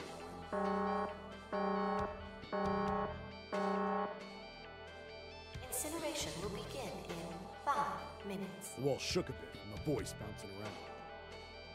Look, that can wait, all right? Just get us out of here! Right! I grabbed onto the rope.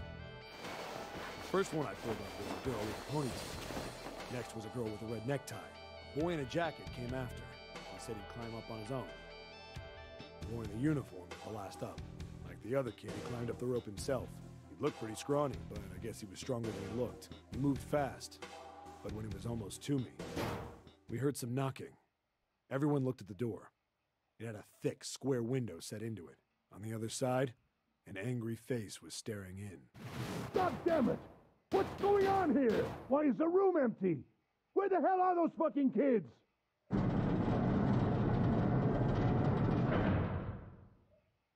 The door opened, and a man stepped in looking half mad with fury. I recognized his face. I saw him many times in photos during my investigation. The man's name was Gintaru Hongo, the CEO of Cradle Pharmaceuticals. Hongo saw the boy hanging from the rope. Yeah! It was like he was an animal. He lunged for the rope. Hurry! I know! The boy in the uniform booked it up the rope. You son of a bitch! Get back here, you little shit! 15 feet. 10. The second I could reach the kid, I grabbed him. I hauled him up and tossed him into the duct behind me. No! No! Hongo had lost it. His face didn't even look human. It was like the bastard pulled off his fake face. He was really a terrifying devil or some kind of damn monster. I quickly reeled in the rope, leaving a furious Hongo yelling at me from the floor. You fucking bastard! You won't get away with this! How dare you compromise this experiment! Experiment? What experiment?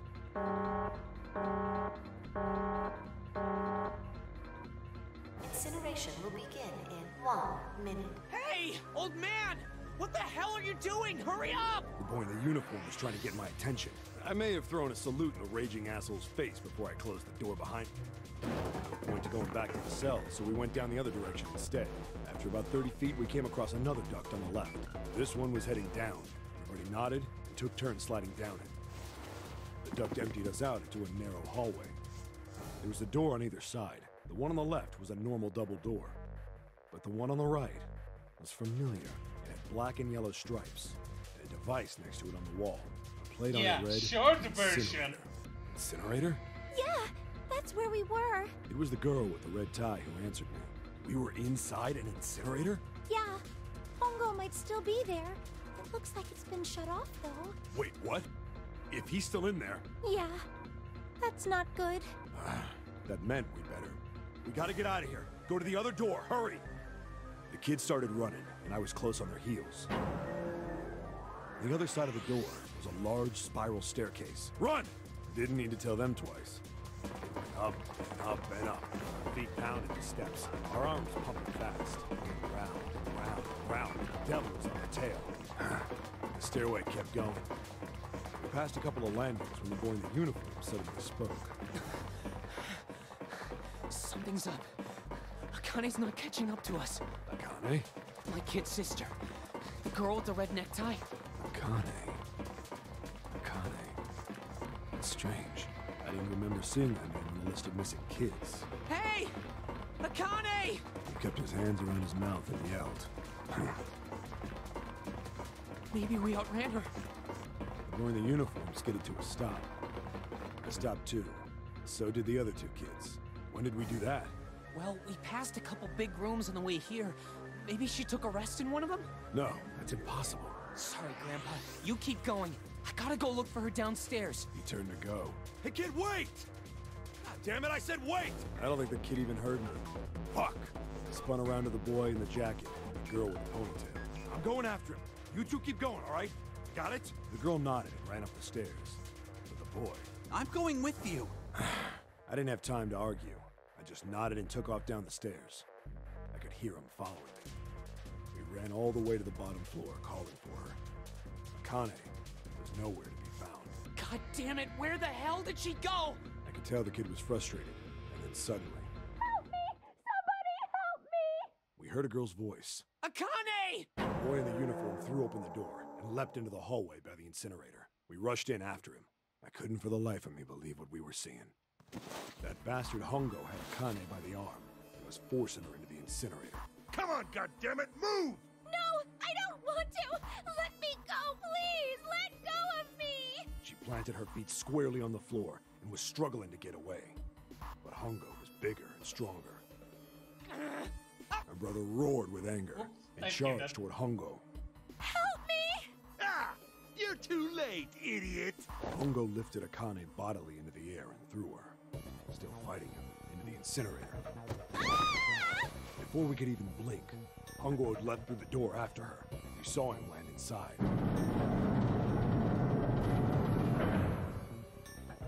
And then, the door slammed shut. We ran to the door. We did everything we could think of to get the thing open, but... Fuck! It's no use! The goddamn thing won't move an inch! He started slamming his fists against the door. He was close to shattering his knuckles with how hard he pounded on it. Akane! Akane! Are you okay? You came back! Her voice was muffled, but all of us could hear the sheer terror in it.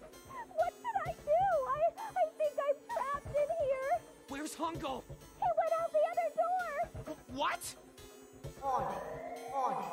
Emergency incineration command has been acknowledged. Automatic incineration will take place in 18 minutes. Please evacuate the incinerator immediately. Repeat. Emergency incineration command has been acknowledged. Are you fucking kidding me? It's the same damn thing! Are you there? Yeah, we're here. Just hang on, all right? We're gonna figure out a way to save you. His words would have seemed like a sick joke to her if she'd been able to see how white and bloodless his face was right then.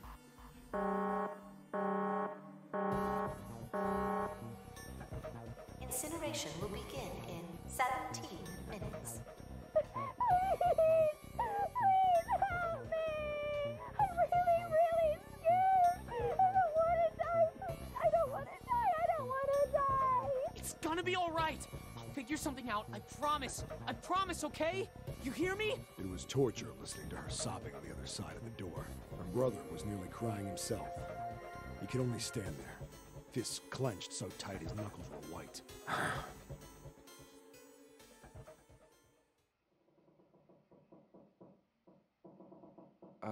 What happened then? Come on, man. Put yourself in my shoes. It doesn't end good. You think I want to remember that? Besides, we wasted almost 30 minutes hearing this story. Then... Yeah. Shit. If I'd known it was gonna be like this, I almost wish I hadn't remembered. Hey, are you sure? Huh? Look, I don't want to ask this either, but there's something I don't get. So if you could just tell me, did that girl, Akane, really... Yeah, I'm sure. There wasn't anything we could do. After a while, the countdown ended, and we heard something... burning. The fire stopped, but we still didn't move. Me and the jacket kid were frozen. The boy in the uniform collapsed as if he couldn't hold himself up anymore. A few minutes passed. The door opened.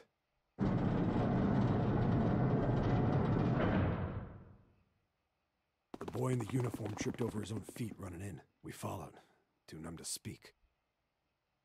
The air in the incinerator was hot. Every breath made my lungs feel like they were on fire. It was like standing on hot asphalt.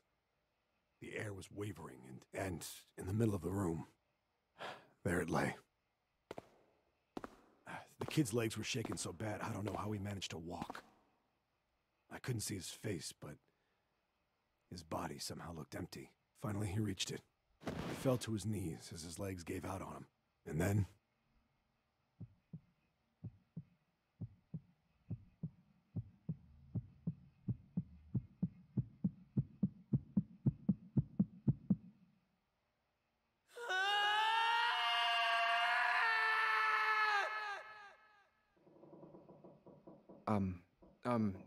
Can I ask you one more thing? What's that? The girl, Akane. What was her last name? What does it matter to you? Just tell me, okay? Please? Kurashiki. Her name was Akane Kurashiki. Oh my god. Wait, what? Is a singer?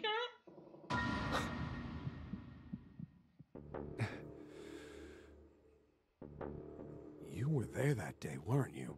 The tall kid in the jacket. That was you, wasn't it? Yes, it was. You are correct, Detective. Don't misunderstand me. I told you before how Zero threatened me. There was nothing I could do. I couldn't say anything about what happened 9 years ago. So you're saying you're not working for Zero, right? Of course not. Clover, what about you? Hey, come on! You really think I'm working with Zero? I told you before, you idiot! I was in Nevada, in Building Q. I did hear that a detective rescued the kids on the boat, but I didn't know it was you. Well, I guess I believe you. All right, let me ask you another question. Santa's real name is Aoi Kurashiki. He's Akane's brother. You know that? No, I didn't. Did you? Well, yes. I know Aoi Kurashiki was her brother, but I didn't know he was Santa. At least not from the beginning. 9 years ago, he was in the middle of puberty. His voice is entirely different now. I'm ashamed to say that even my exceptional hearing wasn't able to make that connection. As such, I had no reason to think Santa was Aoi. When did you figure it out? Clover told me that Santa might have been one of the subjects of the initial experiment. It was only a short while ago, while we were leaving the library. When she told me that, I had a feeling. Santa is Aoi? Akane Kurashiki, June's brother? There's still a lot we don't know. I mean, like, a lot. But there is one thing I think we can say we know. What's that? The body we found in the shower room. It had to be Nijisaki, dressed up to look like Snake. What? Come on, man, what kind of detective are you? You didn't figure that out already? Hey, go easy on me, man. I just got my memory back, all right? Cut me some slack. Well, if he is, the 3 murders make sense then, don't they? Yeah, that's right. Murder. Kubota blew himself up, but that was murder too. So why did these murders take place? If Junpei is correct, and the body in the shower room was Nijisaki's, that means all of the people who were murdered were involved with the creation of the Nonary project. Kubota, the person who conducted the actual experiments. Nijisaki, Hongo's assistant. Musashido, the man who financed the project. You mean this was all just revenge? Santa is Zero. He's getting revenge for the death of his sister. That's why he killed them. No, I don't think Santa actually murdered anyone. If I'm right, then it's not hard to figure out who the next victim's gonna be, is it? I'm pretty sure I don't have to tell you. Yes. Yep. Right. The next target will be Gentaro Hongo. The person who planned the Nonary project. In other words, Ace. What? What the hell's going on here? It must be 6 a.m. Our time is up. Shit! Come on, we need to get out of here. How? I'm betting this sucker opens the exit. Come on, let's go. Wow, guys, you finally returned to reality. Finally, you remember that you're on a ship that is sinking. Let's just grab this card. It's unlocked. Now we can go back to the library. Hurry up, Junpei, we don't have time. I know, but we sit and hear a long story about stuff. Yeah, I found it, but let me check exactly where on the flowchart I am. I think the shaking stopped. Yeah, it's still along. What time is it? 9:15, and I still have 1, 2, 3, 4, 5. Yeah, I still have 5 more squares of the game, so yeah, I'm probably gonna save here and gonna continue tomorrow. I want to finish this. Well, we can continue. We can continue a little more. Why not? Actually, yeah. But if this doesn't end real soon, or we don't reach a really cool point, I'm gonna stop there. And tomorrow I'm gonna continue because, wow, this has been way longer than I was expecting. It would seem so, but we are yet to be out of danger. You're right.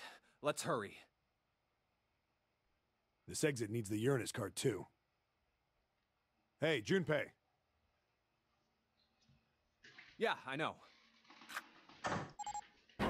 All right, it's open. Let's go. Okay, Neptune Key, let's see if you work. Yes! Huh, I think it unlocked. It says incinerator. I think it's the same flowchart. Yeah, it's the same. Yeah, you know what? I actually gonna save here instead. Is it the last screen? Yes. I mean, we're right now in the incinerator, so I think this is the best moment to stop. I mean, it's a really cool game, don't take me wrong, but my god, this has been really, really long. I mean, I was not expecting the finale is going to be that long. And besides that, there is still the, what is the name? There's still the other 2 games. I'm not gonna be doing the other 2 games. Oh, it's okay, don't worry. Well, thankfully this game gonna end soon, so hooray for that. But yeah, I'm probably gonna stop the stream here of 999.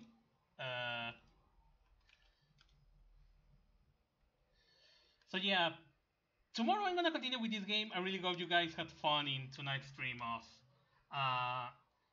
9 hours, 9 persons, 9 doors. Finally gonna see the ending tomorrow, and hopefully we're gonna have an interesting story. We will see. Hey, a friend is practicing for Legend of Zelda speedrun. You know what? Let's rate him. Let's see what he feel about that. But yeah, thanks for coming, everyone, and I will see you guys tomorrow to complete this game. Let's see this. And yeah, I will see you guys for more of this game. So yeah, thanks for coming, everyone.